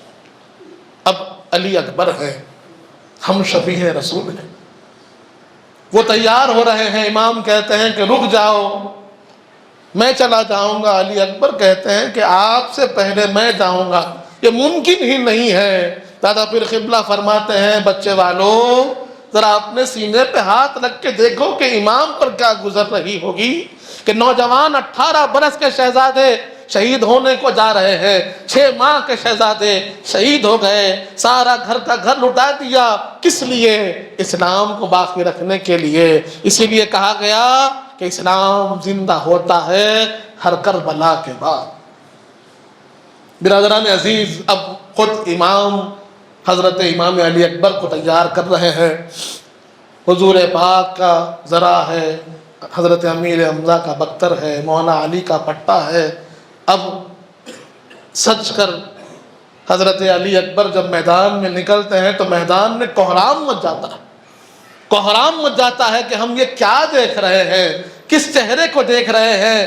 ایسے نظر آتا ہے کہ ہم شفیع رسول، رسول پاک خود میدان میں آ گئے ہیں۔ اب کوئی مقابلے کو طارق راضی نہیں۔ عمر بن سعد ایک بہت بڑے پہلوان کو بلاتا ہے، کہتا ہے طارق جس کا نام تھا، طارق سے کہتا ہے کہ تو مقابلہ کر۔ طارق کہتا ہے کہ میں نہیں، میرے بچے ہیں مقابلہ کرتے ہیں۔ وہی پھر باتیں، وہی انا، وہی تکبر۔ ان کے فخر و تکبر کو شہزادوں نے ایسے روندا کہ جس کی کوئی مثال نہیں۔ برادران عزیز، طارق کے دونوں بچوں کو حضرت علی اکبر نے فی النار و سقر کیا۔ طارق پہلوان جب مقابلے کے لیے آیا، اس سے مقابلہ بڑا سخت ہوا، اس کو بھی فی النار و سقر کیا۔ اس کے بعد گھوڑا دوڑا کر پھر خیمے کی طرف آئے اور کہا بابا جان میں نے طارق کو ختم کر دیا ہے اور چاہتا ہوں اسی طرح سب کو ختم کر دوں، آپ کے سارے دشمنوں کو ختم کر دوں۔ امام حمام نے دعا کی، اللہ تم کو جزائے خیر دے۔ پھر حضرت علی اکبر دوڑاتے ہوئے اپنا گھوڑا یزیدی لشکر میں داخل ہوتے ہیں۔ پھر آپ پر وہی زخم، وہی تیر اندازی، وہی آپ کو بچوں سے مارنا، پھر آواز آتی ہے یا ابا ادرکنی، بابا جان خبر لیجئے کہ میں زمین پر آ گیا ہوں۔ امام علی اکبر جب زمین پر آتے، امام دوڑتے ہوئے جا رہے ہیں، دوڑ کر امام علی اکبر کو اپنے گود میں لٹا لیتے ہیں، چہرے کو صاف کرتے ہیں تو حضرت علی اکبر اپنی آنکھیں کھولتے ہیں، آنکھیں کھول کر پوچھتے ہیں بابا جان یہ آپ کے بازو نورانی چہرہ کس کا ہے؟ یہ نورانی چہرے والے کون ہیں جو آپ کے بازو کھڑے ہیں؟ امام کہتے ہیں نظر آ رہے ہیں کہ تمہارے دادا رسول پاک ہیں، تم کو لینے کو آئے ہیں، بال بکھرے ہوئے ہیں، ہاتھ میں خون کا شیشہ کون ہے؟ یہ رسول پاک ہیں جو لینے کو آئے ہیں، باغ جنت چھوڑ کر آئے ہیں محبوب خدا، اے زہے قسمت تمہاری کچھ لگانے ہیں لبیت، یہ ظلم یہ زیادتی اب کوئی نہ رہا، تنے تنہا امام ہے۔ جب امام تیاری کر رہے ہیں تو خیمے میں ایک کوہرام مچ گیا، امام جاتے ہیں نصیحت فرماتے ہیں کہ دیکھو میرے بعد چادروں کو چاک نہیں کرنا، آوازوں کو بلند نہیں کرنا، صبر کا دامن ہاتھ سے نہیں چھوڑنا، یہ یزیدی ظلم کریں گے تم صبر نہیں چھوڑنا، اپنے آپ کو صبر سے رکھنا۔ اب اس طریقے سے تلقین کرتے ہیں تو سب رونے لگے، امام کے قدموں میں بی بی سکینہ لپٹ گئے، امام کے شہزادی کم سن لپٹ گئے، امام نے سینے سے لگایا، اپنی بہن بی بی زینب کو دیا، کہا کہ بہن زینب میرے بچوں کا خیال رکھنا، یتیم بڑے کمزور دل ہوتے ہیں، بڑے کمزور دل ہوتے ہیں یتیم، ان کا خیال رکھو۔ اس پر بی بی زینب نے کہا بھائی جان جان مانگیں گی جان دے دوں گی، کہیں بابا جان کہاں ہے تو کیا کہوں گی، بابا جان کہاں ہے تو کیا کہوں گی۔ برادران عزیز اس طریقے سے ظلم و زیادتی، امام کا گھوڑا واپس آتا ہے، امام سب کو اٹھا لائے، امام کو لانے والا کوئی نہ رہا، کوئی نہ رہا امام کو لانے والا۔ شہداء کی اجسام پر گھوڑے دوڑائے گئے اور خیمے جلا دیے گئے، نبی کا گھر لوٹا جا رہا ہے، نبی کا گھر لوٹا گیا۔ اب یزید کے دربار میں جب خانواد رسول کو لے جایا گیا، وہ یزید بدبخت نخارے بج رہے ہیں، نخارے بج رہے ہیں، جیت کے نخارے چل رہے ہیں، عابد بیمار امام زید العابدین بیڑیوں میں جکڑے ہوئے ہیں، بی بی زینب دربار یزید میں ہے، کوئی بدتمیزی امام کے ساتھ، امام کے چہرے انور پر چھڑی لگائی جا رہی ہے، روکا جاتا ہے تو یزید برملا کچھ کہنے لگا، بی بی زینب نے کہا تو کہنے لگا، تبھی بی بی فضہ آپ کی ایک باندھی تھی وہ اٹھ کھڑی ہوئی، کہا کہ بدتمیز کس سے بدتمیزی کر رہا ہے، یہ خانواد رسول ہے۔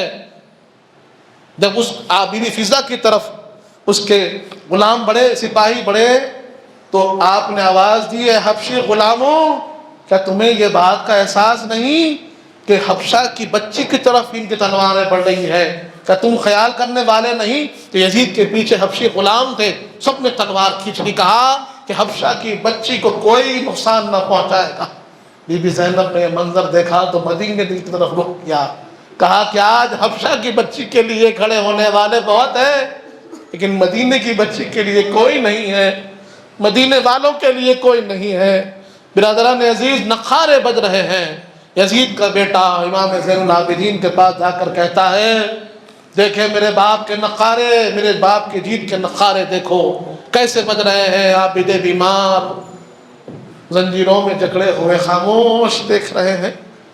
برادران عزیز کچھ دیر گزری، نخارے خاموش ہو گئے، کچھ دیر کے بعد اذان بلند ہوتی ہے، اللہ اکبر اللہ اکبر اشہد ان لا الہ الا اللہ۔ اذان بلند ہوئی تو امام زین العابدین نے کہا یہ میرے دادا جان کا نخارہ ہے، یہ میرے دادا جان کا نخارہ ہے، قیامت تک بجتا رہے گا۔ یزیدی خاموش ہو گئے۔ برادران عزیز امام زین العابدین جب مدینے واپس آئے تو ایک دن ایسا نہ گزرا کہ آپ روتے نہیں تھے. زار و خطا آنکھوں بہتے رہتے تھے، کبھی مسکرایا نہیں. اس کے بعد کربلا کے بعد آپ نے کبھی مسکرایا نہیں، روتے رہے روتے رہے روتے رہے. لوگ پوچھنے لگے اتنے رونا کیوں، اتنا رونا کیوں؟ کہا ایک یوسف گم ہو گیا تھا تو حضرت یعقوب نے روتے روتے اپنی آنکھیں گوا دی. میرے تو کئی یوسف گم ہو گئے، میرے تو کئی یوسف چلے گئے، کیا میں نہ روؤں گا؟ ایک دن ایک قصائی بکرے کو آپ کے گھر کے سامنے سے لے جا رہا تھا. بکرا قصاب تھا، کاٹنے والا تھا، لے جا رہا تھا. جب لے جا رہا تھا تو آپ پیچھے پیچھے اس کے جانے لگے. کچھ دیر دیکھنے کے بعد اس نے کہا کیا بات ہے امام، آپ کیا چاہتے ہیں؟ کہا میں دیکھنا چاہتا ہوں تم بکرا کیسے کاٹتے ہو. اس نے کہا آپ کہیں تو میں چھوڑ دیتا ہوں. کہا نہیں، تمہاری چیز ہے، تم کاٹو، لیکن دیکھنا چاہتا ہوں کیسے کاٹتے ہو. اس نے کہا آپ پوچھئے میں بتاتا ہوں. بولے میرا ایک سوال ہے. بولے جب تم بکرے کو ذبح کرتے ہو اسے پانی پلاتے ہو نا، پانی پلاتے ہو نا؟ اس نے کہا ہاں پلاتا ہوں. امام نے کہا یزیدیوں نے میرا سارا گھر شہید کر دیا، پانی تک نہیں پلایا، بغیر پانی کے شہید کر دیا. برادران عزیز، یہ ظلم، یہ زیادتی، یہ کس لیے ہوئی؟ یہاں جو بات ہم کو جاننی ہے وہ یہ ہے، ایک اپنی محبتوں کو اہل بیت سے مضبوط رکھیں. دوسری مقصد اہل بیت کو سمجھیں، مقصد کربلا کو سمجھیں کہ دین کی حفاظت کے لیے آپ نے یہ شہادت دی ہے. اس بدبخت کی بدبختی کو ظاہر کرنے کے لیے یہ شہادتیں ہوئی ہیں. دادا پیر قبلہ نے کیا فرمایا کہ جہاں کے دھوپوں میں آنے والوں، جہاں کی تاریخ سامنے ہے، وفا زمانے نے کس سے کی ہے؟ یہ کس سے تم دل لگا رہے ہو؟ تو دل لگانے کی چیز اللہ ہے، اللہ کے رسول ہے، اللہ کا کلام ہے، اہل بیت اطہار ہے، اللہ والے ہیں جن سے دل لگانا ہے. یہ دنیا داروں سے دل لگائیں گے آپ کو وہاں سے وفا ملنے والی نہیں، بے وفائی ہی ملے گی. دوسری چیز جو آپ کو جاننی ہے، اہم چیز یہ ہے، جیسے حضرت خواجہ خواجہ نے فرمایا، کیا فرمایا؟ شاست حسین، بادشاہ است حسین، دین است حسین، دین پناہ است حسین، سرداد نداد دست در دست یزید، حقا کے بنا الہ الہ است حسین. امام حسین نے سر دے دیا، ہاتھ نہ دیا، ظالم سے ہاتھ نہ ملایا، ظالم کی تائید نہ کی، ظلم کے خلاف کھڑے رہے، حق کا ساتھ دیا ہے. ہمیں بھی یہی تعلیم حاصل کرنی ہے کہ حق کا ساتھ دیجیے، سچ کا ساتھ دیجیے، اور اپنے آپ کو اہل بیت اطہار سے مکمل وابستہ کیجیے. ان کے کردار کو، ان کے اخلاق کو اپنی زندگی کا حصہ بنائیے. اسی میں ہماری کامیابی ہے. میں سیدی سے دعا کی خواہش کروں گا. اس کے بعد نماز جمعہ ہو گئی، اس کے بعد پھر تناول تبرک کا اہتمام ہوگا. اللهم صل على سيدنا محمد وعلى آل سيدنا محمد وعلى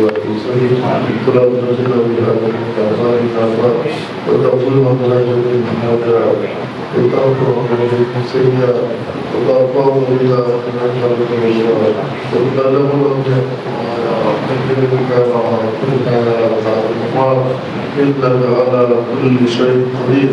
ربنا آتنا في الدنيا حسنة وفي الآخرة حسنة وقنا عذاب النار وادخلنا الجنة مع الأبرار إلهي بحرمة سيد حسين وأخيه وجده فرجنا معه إنه سرور حسين الله حرم الله المصطفى وصلى الله تعالى على خير خلقه سيدنا محمد وعلى آله وصحبه أجمعين. ربنا تقبل منا وفاقنا